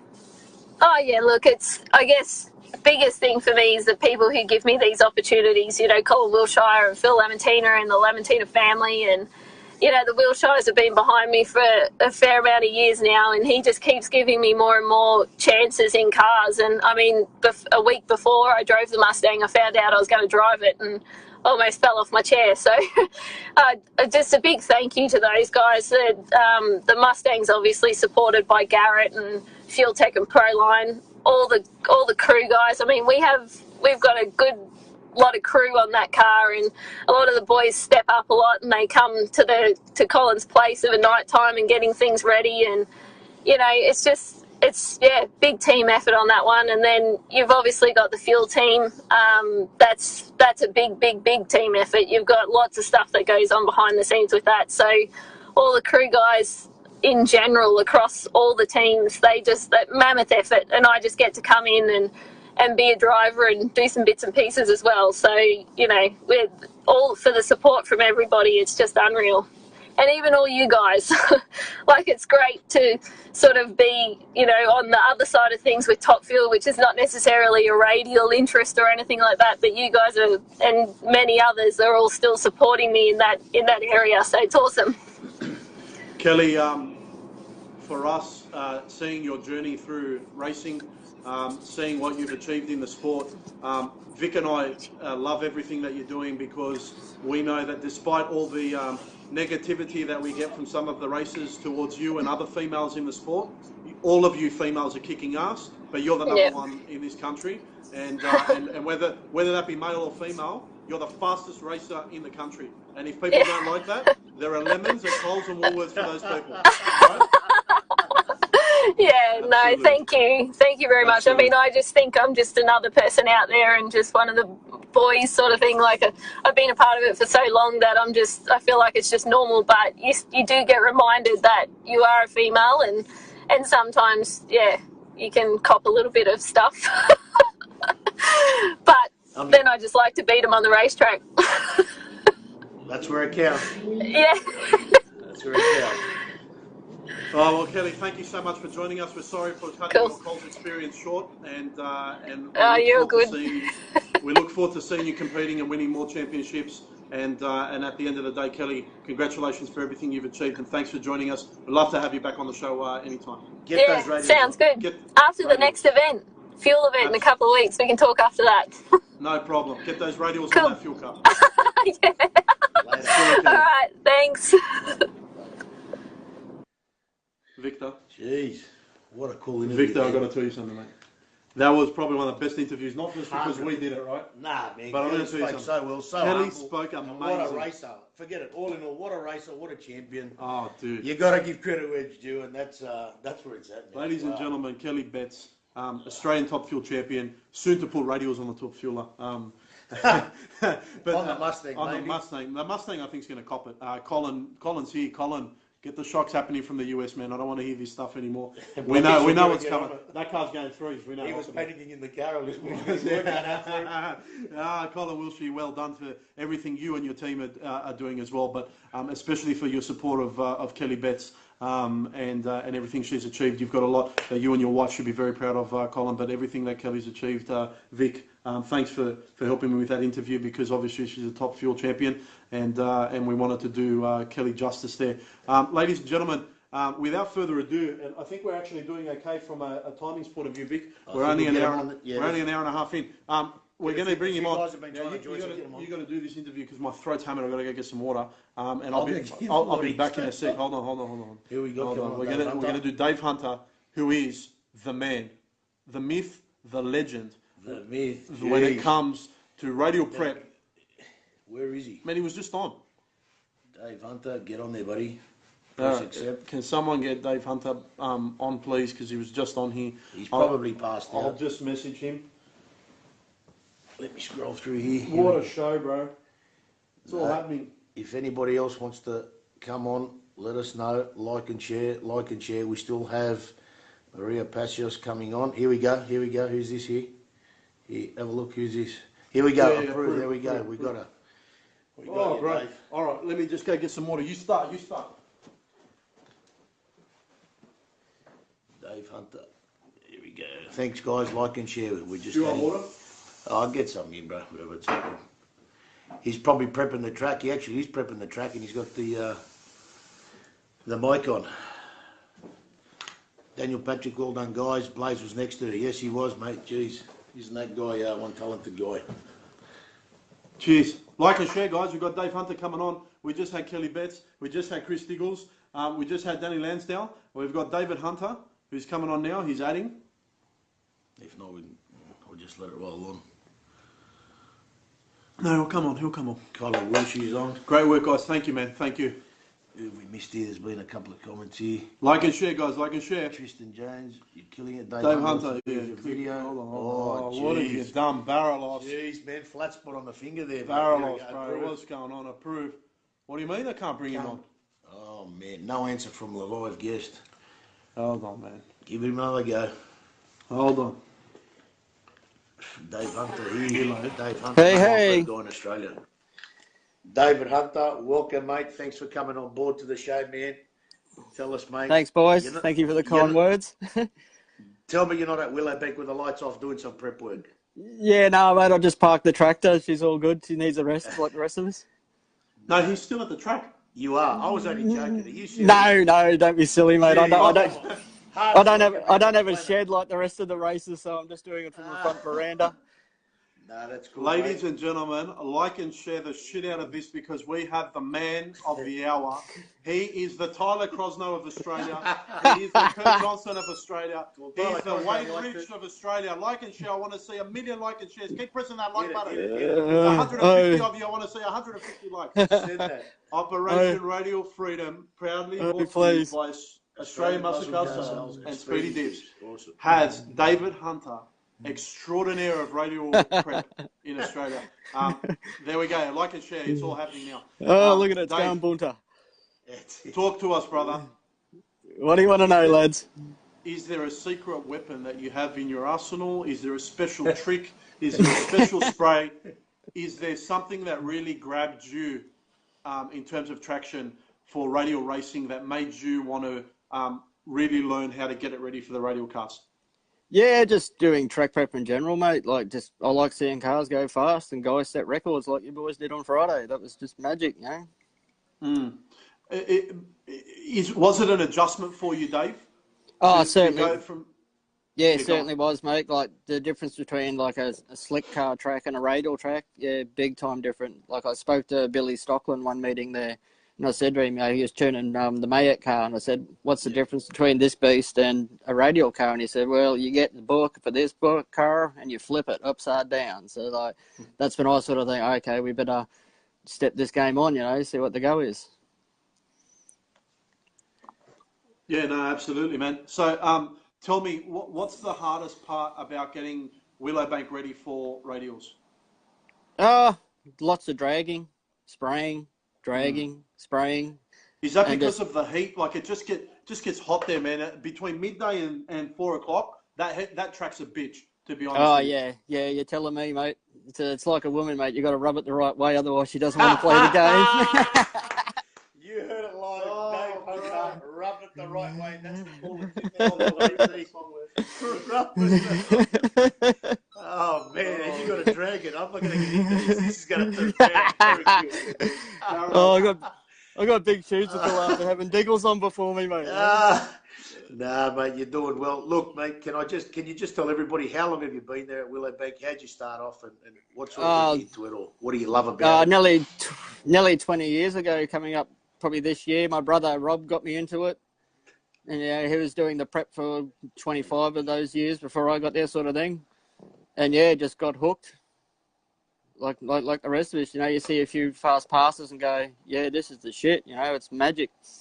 You can't explain it to people. Like, you talk to them about racing and how you've seen some of the fastest passes in the world, and they sort of just look at you and you got to say, get your butt to the track and see it for yourself. Like, it's just what you got to do. Now, Dave, for a lot of the spectators or some of the racers that are joining us at the moment, can you give people a indication of, let's just talk Kenda, the first round of Kenda. How many hours did you spend in the tractor and at the track prepping to give us the show that we got at Kenda? It was at least like a day and a half, maybe, if you put all the hours together, because I was still doing the daytime stuff. But then once we had a bit of freeze time, I put a bit of love into the track and had bloody Scotty checking on me, how's it coming, it's like, it's all good, mate, it's under control, leave me with it. Because, that's how the boys are passionate with that. So, and are we talking 10-hour days, dude? Oh, look, that can happen any day out there. But no, it was all within working hours. And then, like, the night before, give it another, like, just before I went home, give it a rub.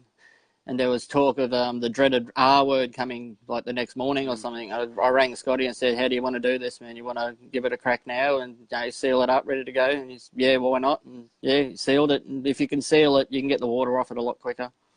Right, okay. So there are tricks to get the track cleared of water as long as you've prepared it right the day before. Is that right?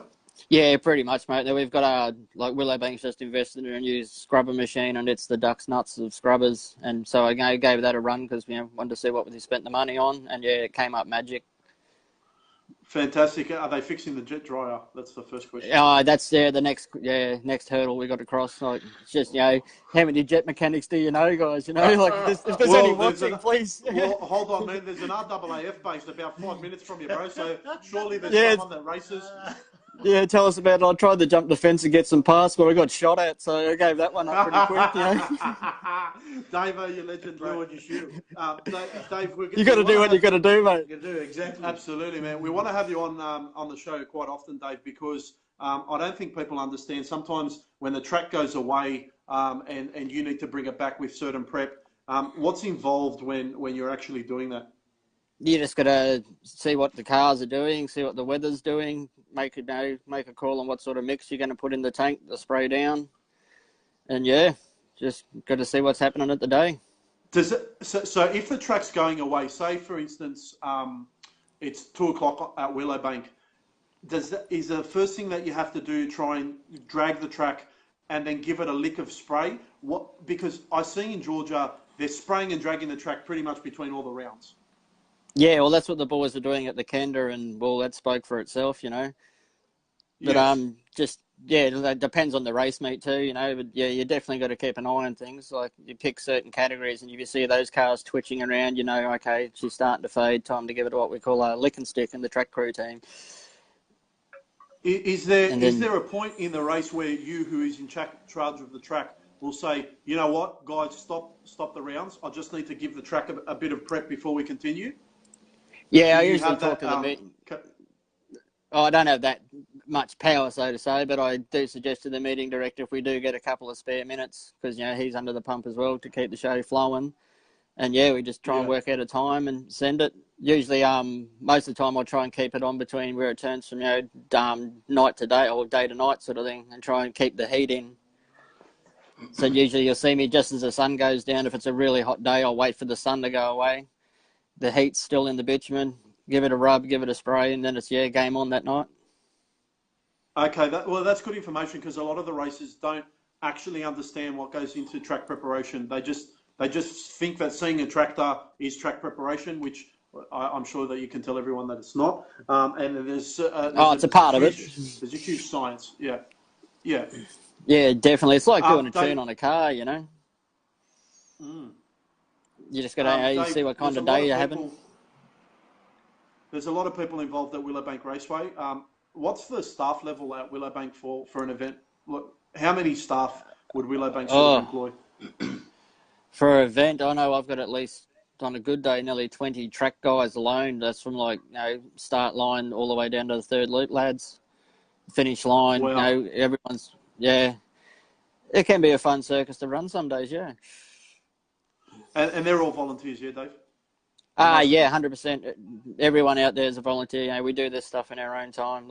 It's for the passion of the sport.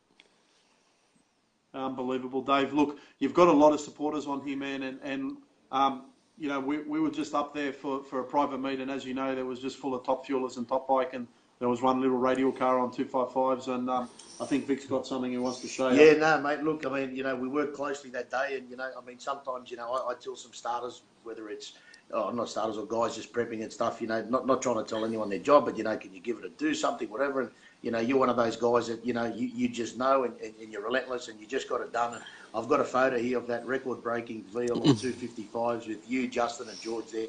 So if everyone could sort of see that photo there, that's the photo of the day. So awesome stuff, that's man. Awesome that's stuff, what makes mate. it worthwhile, Thank you very guys. much. 100%, man. You're a legend, man. Appreciate all your help, and you're relentless at what you do. Yeah, Dave, and I wanted to give you a write-up, man, because as I said at the start of the show, we're trying to give the people behind the scenes a voice as well, because you've got families, you've got your own sacrifice that you make every day for us racers, and I just wanted to make sure that people are aware that what you do is what gives us the benefit of racing as fast as we possibly can, brother. And I appreciate we that. want to Thank have you you on.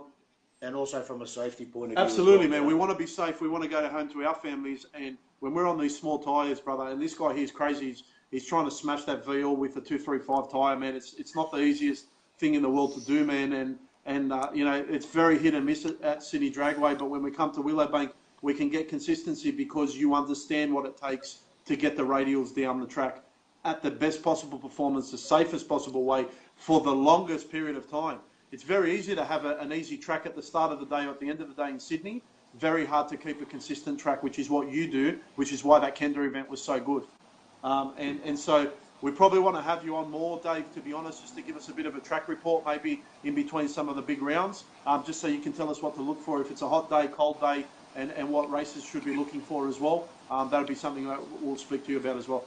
Yeah, mate. No, I'm more than happy to help. That'd be awesome. I might have to get a Snickers shirt though and see if I can cash in on that deal too. Well, I don't know, man. He's handy Snickers shirts out. You can send 2 Snickers shirts to us too, Perry. But anyway, yeah, I'll be satisfied. I will be satisfied. Yeah, You know what I mean? yeah. It's all about the nuts. It's all about the nuts, bro. You know how it is. It's all about rubbing it, and the nuts. Yeah. The nuts. You know what I mean? 100%, lads. We're going south, bro. We're going sometimes south. dragging it. The dragging it. Yeah. All right, Dave. Well, thanks very much for your time, bro, and we appreciate everything you do on behalf of all the radio racers, and I would say all the racers across Australia, mate. Thank you for what you and your team do, and the team at Willowbank Raceway, because, mate, without you, we couldn't do what we do. No, thank you guys. Thanks for the recognition, and yeah, loving the show, eh? Keep it up. Absolutely, bro. Awesome, mate. Thanks, and Dave. I'll see you at the track. You know that. See you soon, bro. Alrighty, well, there you have it. Extraordinaire. Dave Hunter, man. What a champion, man. Wow. You know what, guys? Loves it. Absolutely loves it. He doesn't say it. He means it. He just got to tell you the behind the scenes of what happened that day, right? So Barrelos is cracking it at this point. JW's like at the car. They're doing the download. And Vic goes up to Dave and said, Dave, man, we need some help here. What's the story? What can we do? And Dave goes, all right, Victor, leave it with me. They had their brief chat there. He jumps in the tractor. Yep. And then you just message us. Actually, what he did, he said, look, let me just drop something. He dropped some magic stuff along the start line. A little bit of unicorn magic. Just a little bit of stuff there. And then he dragged it, given it a little dust coat. And, I think one of the slammers came out, run a pass, and he actually ran well too, and it wasn't overly tight. Yeah. And messaged the boys come up and picked a good groove, and away we went. And we were 8:02. 8:02 off the bat, man. You know what I mean? So yeah, you go and start at 8:30 and then blaze tyre, and then that was it. Barrelos had the chat with Dave, and Dave. And it wasn't like it was overly done. It was done, I guess, with the correct procedure. And, yeah, look, he rubbed it. The care factor's and then there. Bang, man, the guy understands, The glue went down. Yeah. The glue went down, right? What's that? Vic's pushy when he gets on the star line. Vic's pushing when he gets on stuff. You know it, man. You should see him when he's in the VL, but man, I'm not pushy, man. I can't wait to get a team radio for when Barrelos is in the VL because, brother, it doesn't matter if you've got a top fueler, bro. He brings that thing on like it's Hong Kong New Year, man. Honestly, man, that VL is... Drop the bitch at 7,000, 40 pounds, shoots at 10,000. 40 pounds of boost at 7,000 RPM on that 235 tyre. That 235 is screaming for the police at that point. You know what I mean? Yeah. It's screaming blue murder. Because we've had one of the best shows, but there's still more to go. Still more to go. There's been half a dozen people trying to click on. I don't know if it's accidental or not. I don't know, man. We don't want to kick him off. Is that Anthony Speciale wants to come on? No, hold on. Let's get our guests on. She's been very patient. She's been very patient, ladies and gentlemen. Another super female in Australia, the fastest XR6 turbo in the country. Like and share. XR6 turbo. Ladies and gentlemen, there they are, they're together. You have to like and share right now, guys. You have no idea. This lady has turned the entire racing community on its head, together with Dion from Dynamite Performance. They join us, Operation Radial Freedom. How are you, you amazing people? Good, thanks. Thank you for joining us on Operation Radial Freedom, brought to you by Australian Muscle Car Sales and Speedy Diffs. We very much appreciate it. Dion, obviously Dynamite Performance, mate. We want you to give a huge rap to your business, mate. But the lady of the hour right next to you, who was a bit shy in coming on the show, but there's no reason to be, Maria, because what you have achieved, you should be very, very proud of. Your driving skills, your ability behind the wheel, and also the car that Dion gave you to perform at. You have definitely hurt some feelings. Yeah, we definitely have. I never realised how many people hated me till I got to Class 6 Turbo. I've got to step up that bloody RB I've got, that's for sure. Anyway, right, let me tell you. Like I sit there and I think, I've got a lot of friends. Not till you log on to Facebook. Look, someone once told me, unless you're hated, you're not achieving anything, Maria. So at the end of the day, what you achieved, it's provided a significant amount of hurt to a lot of egos. And what we should do is, aside from having a joke about it, it wasn't a small feat what you achieved. And just wanted to know from both of you, and I don't care who goes first, but how did the journey start? And when did it turn from, we just want Maria to have some fun at the track, to Maria's now going to be the fastest XR6 turbo in Australia? Oh, Dion can go first. Go, Dion, go for it. Well, it started when we first tuned it up back. To wind back a bit, this is actually her first car. 11 years ago, we bought it. Oh, I bought it. Yeah, wow. And so it ran 1070s, however many years ago, and she lost her license for 2 years. And as I said, if you want to do 218 in an 80 zone. So yeah. Yeah, actually, really happened. Anyway, not that we condone speeding on the streets. Yeah, and no speeding. So I sort of said, well, if you want to do something now to it, well, you can't drive for 2 years. Let's do something. And she actually said, I'd like to have the fastest, XR6 turbo going around. Okay, so like 7 years ago. Yeah, so pretty much the way the car's built now is how it was from the very start. And we've done, about 20, 25 passes, and there she is.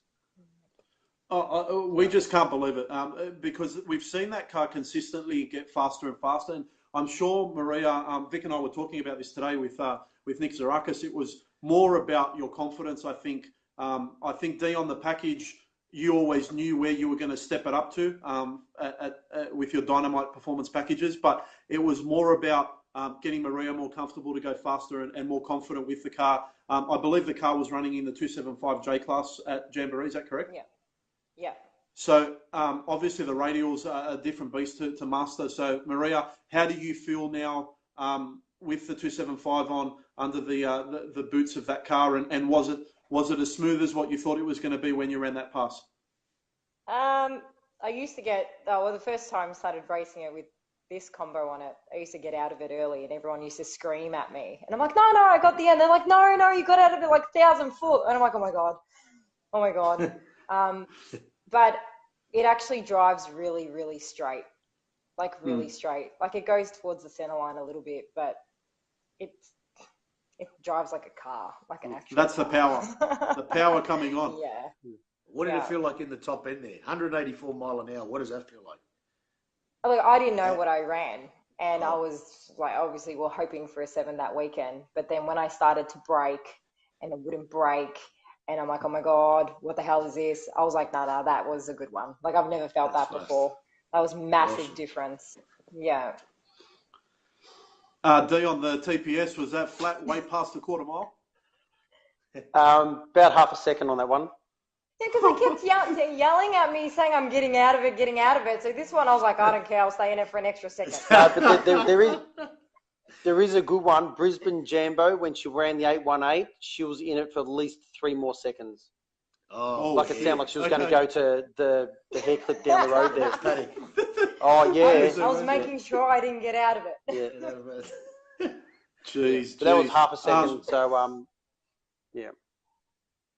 Guys, can you tell us a little bit about Dynamite Performance, what you specialise in, where you're based, for all the people listening? Obviously, it's now Australia's fastest XR6 turbo. So if you've got a Barra engine, I'd say you're the leader in Australia at this point in time. How do people, what sort of services do you offer, and how do people get in touch with you? All right. So we're based in Footscray in Victoria. Been specialised in XR6 turbos now since 1 year after they came out. So what's that now, 15, 16 years. Dynamite's been going for just over 20 years. Was a V8 man back in the day. And with the services, so we do engine building, fabrication. We've got 2 dynos, a roller and a hub dyno. Just make a lot of stuff, milling, turning, just, all sorts of stuff for all vehicles, but mainly, obviously, we specialise in XR6 turbos because we thought they were a good thing. And so we do from general servicing to any minor mods to her car or my car. 7-second street cars. Yeah, 7-second street cars. 6-second race cars. 6 second. Yeah, so that's pretty much what we do. And look, you can say I don't know about find us on Facebook because we have a Facebook page for work, but I'm old fashioned. Just pick up the phone, call. What's that number? 1300 XR6 Turbo. How cool is that? He's actually not kidding. Sorry, That's his phone number. That's cool. Awesome, man. That's great marketing. Sorry, you're going to ask. I was going to ask you, just your car there, Dion, what's sort of happening with that there? Could you sort of tell people what you've run best and where you're sort of heading with that? Because we know it's run very fast. Yeah, so the best ET is 653, but then the best mile now has been 220 on a pedal. So it's gone like 174 or so to half track and 420. I'm currently just doing a couple changes, and I want some spares. So that's why I didn't do Sydney Jambo. I want to have a spare engine because we've been racing on one, which has obviously been really good to us. But I like a spare engine so we could actually do some testing. Because if you notice, anytime we go, we'd actually just do the race meeting, not the testing. Because unfortunately, if I'm going to break it, I'd rather break it during racing than testing. Than testing as such. So we want to be in the main event. And so just doing a couple of changes. Hey, look, I'm putting a bigger turbo on it, so that's something we're doing at the moment. And we'll hopefully be out maybe winters. If not, Grudge Kings, these are the events I'd like to do, or 100% will be Brisbane Jambo. So that's up with mine at the moment. But it's all good. I was pretty content with the 650. We saw on our data that with the heat of the day and how soft we're off the line, that there probably was a 30 in that pass. So pretty happy with that. So that's where it's at the moment. Can I ask you, do you see yourself putting a 315 on that car at some point? A radial? Yes. So good future for the starters. car. 100%. Like that's as much as the big tire is good. I want to run a 5 one day. That's obviously my goal. And then the radial stuff, like the Sweet 16 and everything. I watch all that, from America and that, and the local guys here and that. And when I look at the rules at the moment, the rules don't suit my car because it's got to be a steel roof and quarters, or it's got to have whatever the firewall or whatever. So it just doesn't suit my car. But hopefully, when it does turn to RVW, then it's like you guys say, it's run what you brung. Run what you brung. That's it. Yeah, that's it. Absolutely. Well, that's awesome to hear. Absolutely. Maria, Vic and I were talking about it. So we've named your car the Heartbreaker. That's like a Mariah Carey song. Yeah. So it's called. That's fitting. I'm happy with that. Yep. It's called the Heartbreaker because you broke hearts all over Australia. Basically, people were, I believe, calling the national helpline. A couple of suicides, you reckon? Yeah. I don't know. Laughing about that. And what I'd like to say is, if you are in need of any assistance like that, please 1300 Blue. We're only taking the mickey out of some people, but Maria, the achievement that you had, obviously we had to get you on. One, it was done on Radial, so you're on Operation Radial Freedom. What's next for the XR6 Turbo Champion of Australia? I actually want to keep this one as the fastest one in the country forever. Or for as long as I can. That's a smackdown. Or forever. Oh, shit. Not honest. Like, even if someone comes and goes faster than me, we'll go back out in 6 months' time or 2 months' time or the week after and we'll get it back. Like, I'll do anything to get it back. Like, I want that. Ooh, awesome. Like, that's this. Like, that's right it. there. That's what we were talking about. Yeah. No, it's like, it's not just like my car. Like, I actually love him. Like, that's all I want to do. And I don't want to do it like another car or whatever. That's my car. So. There's definitely more up our sleeve. If you saw the car, the way it leaves the line and that, it's obviously losing a fair bit of time in the first half. But obviously running an IRS rear end, we already broke a drive shaft the very first time we took the car out. So we just wound it back a bit and just trying to be a bit safe, and especially getting so close with that 803 on that first or the second pass. Thought, we don't want to do anything silly and, leave breaking a drive shaft and being so close yet so far. So it was just like, put a tiny little tweak in it. But, if we look at the data, there's 2 to 3 tenths in the first half that car could pick up, and, we'd be happy to see run, somewhere around the 750 mark. We're on the way back from Sydney. You're already talking about how to make it go like half a second faster. I'm like, so how much money is that going to cost? No, we won't stop. Sorry. Unfortunately, that's the other side to racing, which you guys know all too well, that it is a huge investment. But when we hear a racer like you, Maria, say, I don't really care, whatever it takes, we're just going to do what it takes to be the fastest and keep that. That's what motivates us to keep doing what we're doing, because that's the reason why people should be racing. Yeah, I was laughing today with the guys at work, and I'm like, the bank takes my mortgage out on a Wednesday. Whatever's left after that goes to the BA. Goes to the Heartbreaker. You need to have like a love heart with an XR6 turbo badge and the love heart chopped in the middle, and then get your t-shirts. That's all right. We don't want any commission from that. That's okay.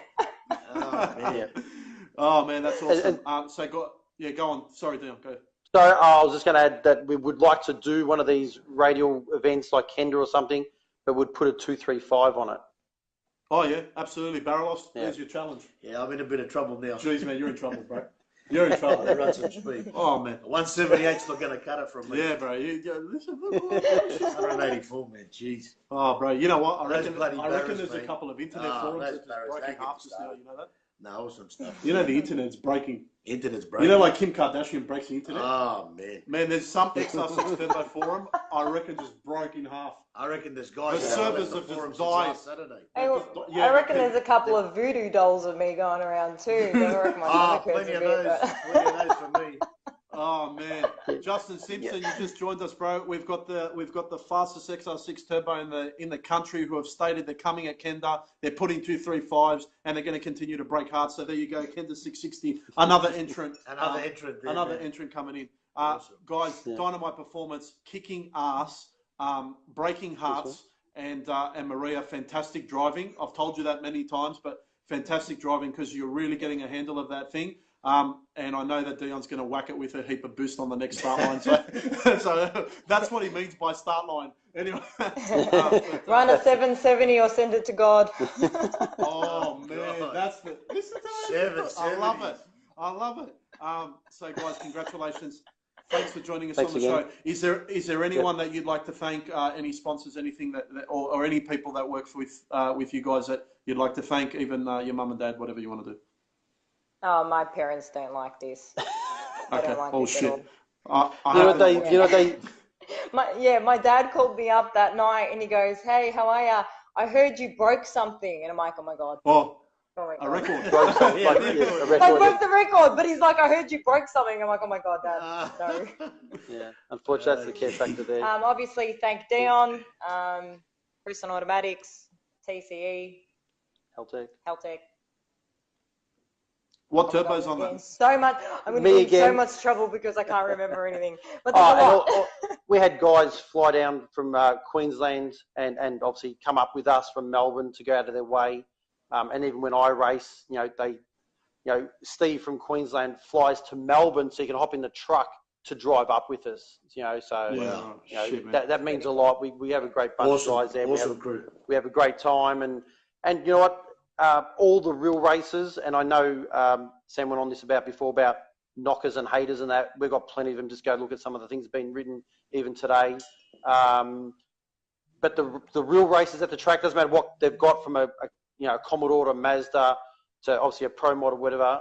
They've been the best bunch of people we've ever met, and always helping, always say hello, watch your car go, always anything you ever need. And they're like genuinely happy for you, like it's genuine happiness. It's not like haha, well done, haha, and then that's. Then stab you back 5 minutes later. It's different though. No, so it's good. Yeah, so we really enjoy it, and we've got a lot of friends out of it, and we see there's quite a lot of them, watching it as this is going on. So Down is a weapon. it means a lot. It makes it so enjoyable. I know we have our downs. You have days when you leave after you didn't achieve anything, but there's so many other good people around, and you're happy for what they've done on the day too. So it all makes. No, we know the feeling. You're breaking records. That's all that matters. You guys are loving what you're doing at the end of the day. And they're investing in the sport themselves. They're putting their money where their mouth is. The results are speaking. You're running your cars, not your mouth, and you're running records. And now, Maria, you can run your mouth because guess what, man? Yeah. You're the champ. She runs her mouth to me all the time. What are you talking about? Man, that's a woman's prerogative. She's allowed to do that, mate. Oh, man. That's the unwritten. I always say to her, "Who made you queen?"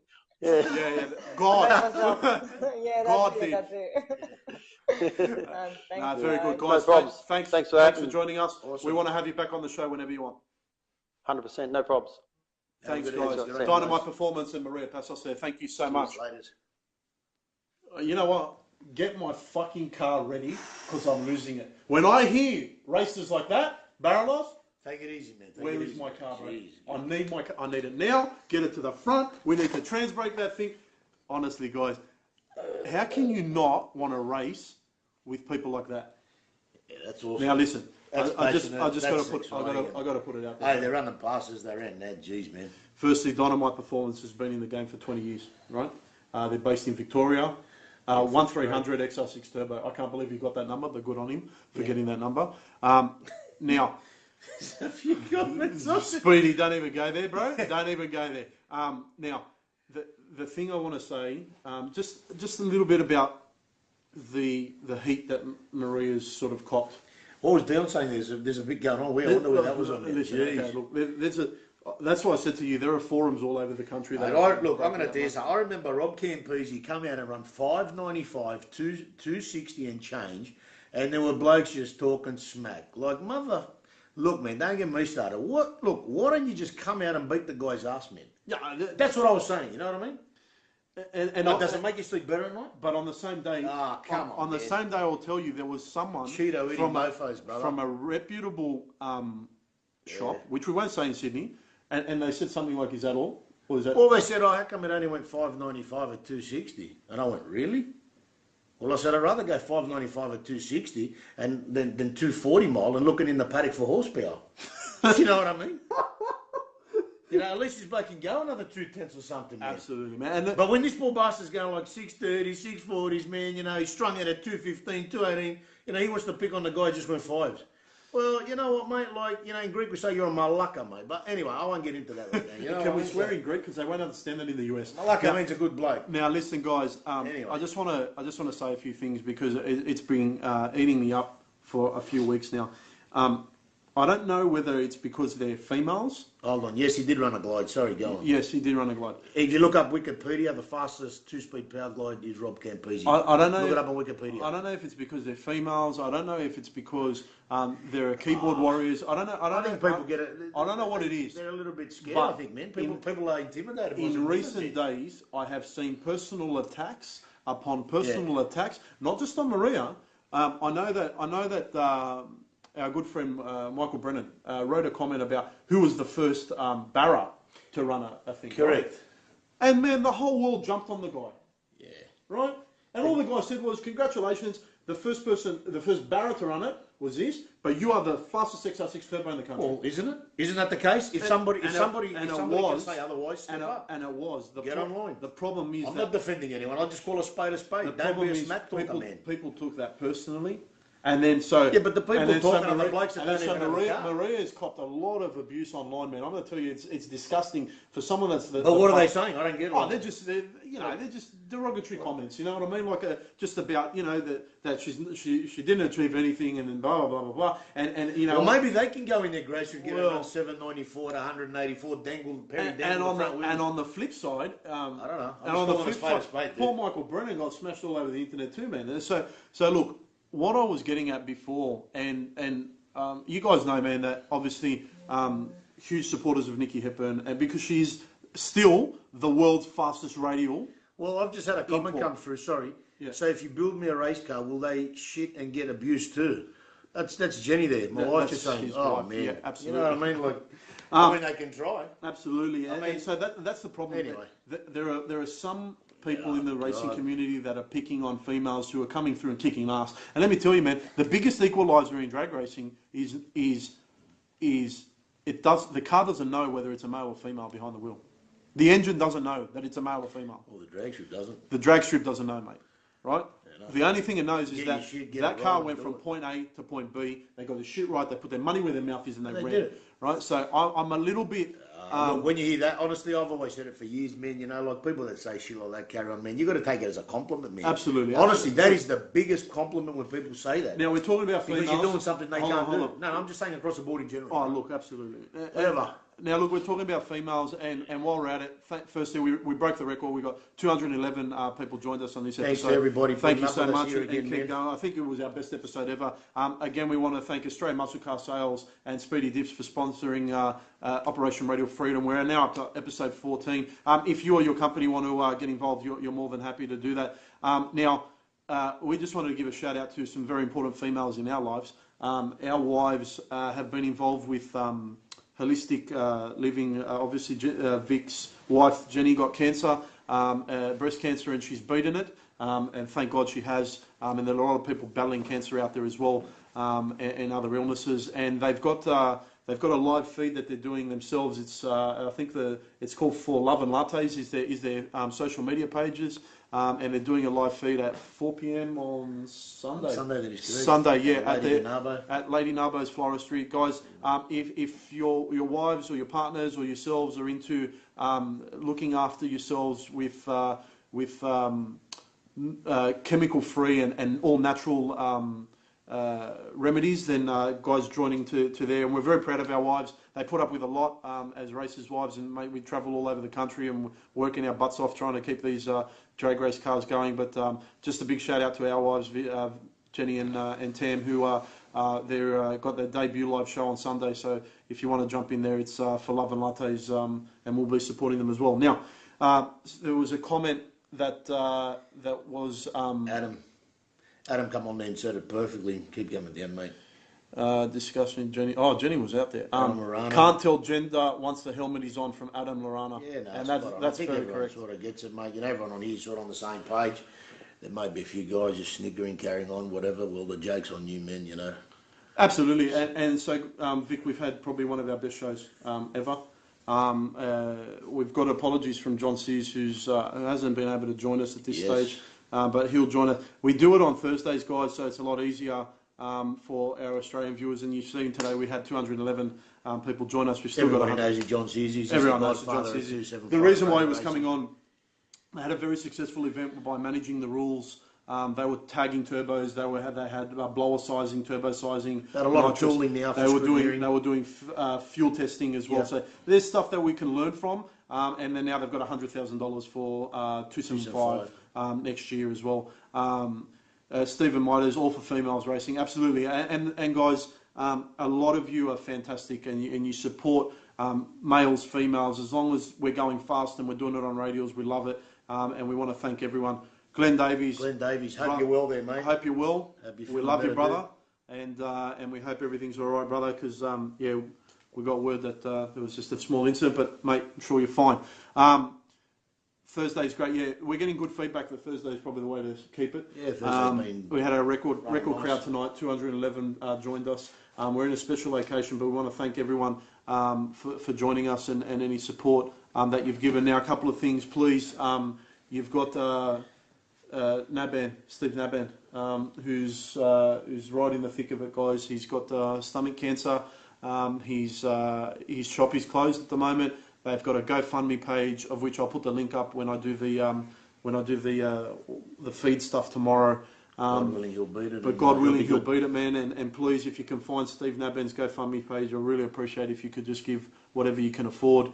There are a lot of people doing it tough from a health point of view. Actually, Nick Zarakis attended a funeral of a very, very good friend of his for 25 years, passed away, 3 kids, the whole deal, man, very young. He was just 50. And he's had a very hard day today, but he's getting bolted down into some boosted work there as well. Rick Butcher, this is the best. Keep up the great work, Sam and Vic. Guys, we... Sam, you kill it as always. No, mate. bro, you've done extremely well. I can't mate. do it without you. You keep me calm at times because you know me. I'll just unleash, and certain people probably end up crying. Scott Cortina, hopefully he's doing well as well. Yeah, man. Scotty Cortina, we mentioned him on the last episode. He actually came on last episode, so I hope he got to see a little bit this episode. But Gazar Brothers, guys, please check him out. And that's a free plug for you, Scotty. So all good, mate. We hope you're feeling a lot better, mate, and it'd be great to see Scott Cortina back out there. But sorry, go on. No, does anybody want to come on for anything? Yeah, anyone any call outs, any smack talk? Yeah, man, there hasn't been many money call outs, man. Get the cobwebs out of the pockets, man.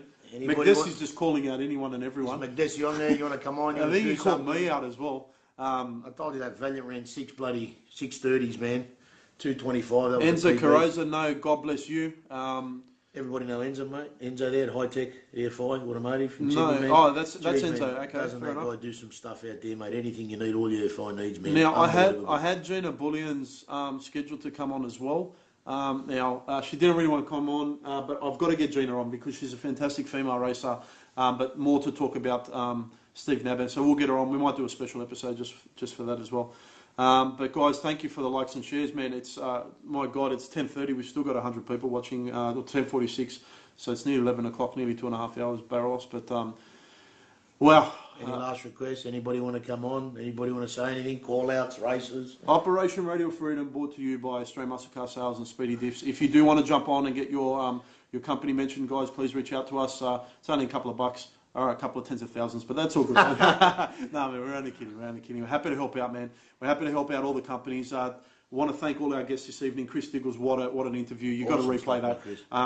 Man, we had... Jeez, does he love it, eh? Oh, he loves the sport. Very passionate, man. Dave Hunter. Sometimes, anyway, too passionate, but yeah. Dave Hunter, eh? The champion, Kelly Betts.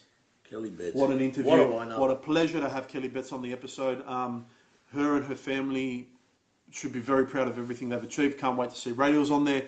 Stephen, thank you so much. We appreciate that. McCarthy, is McCarthy around?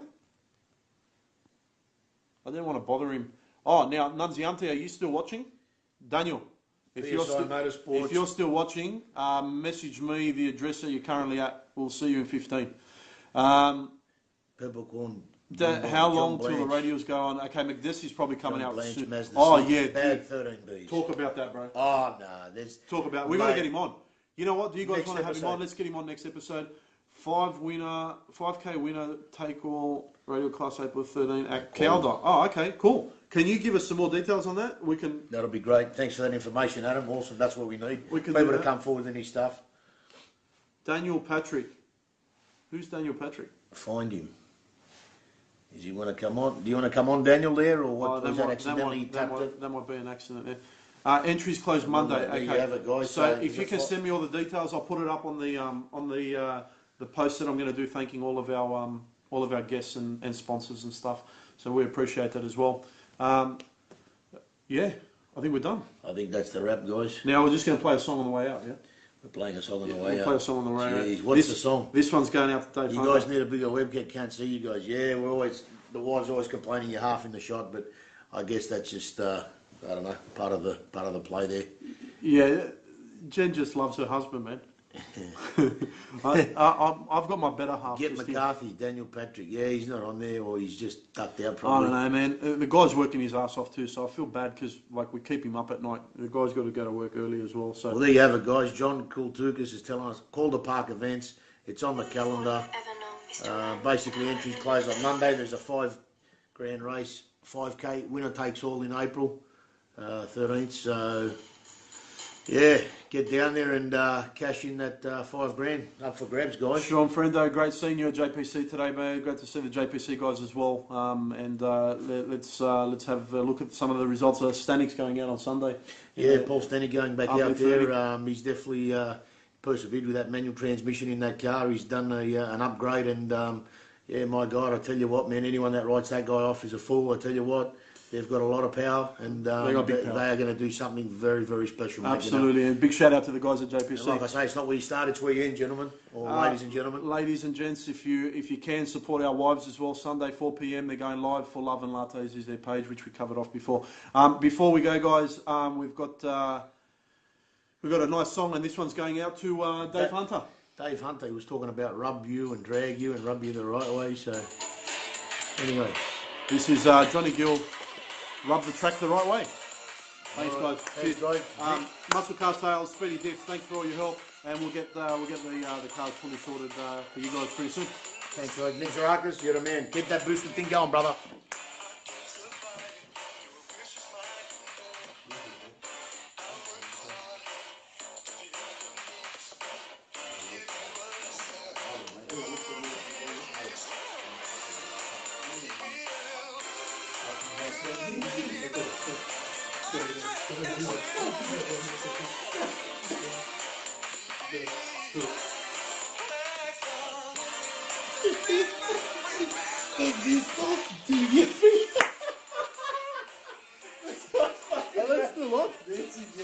We've still got 70 people. What are you doing? Go home, man. Go to bed, boys. Zaraki's on. Where is he? This is the after party. Dave Hunter, rub you the right way, Where's mate. the after party, man? Put the clock on. Muscle Cars!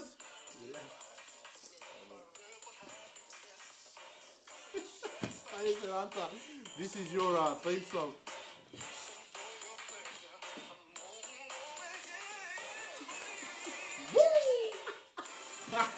Alright, we're signing off. Nick Zarakis, you're the man. Craig Lewis, rub you the right way. We're rubbing Willow Baker the right way. Loopers. Cut. Muscle Cars. Zaraki, you're the man, bro. See you.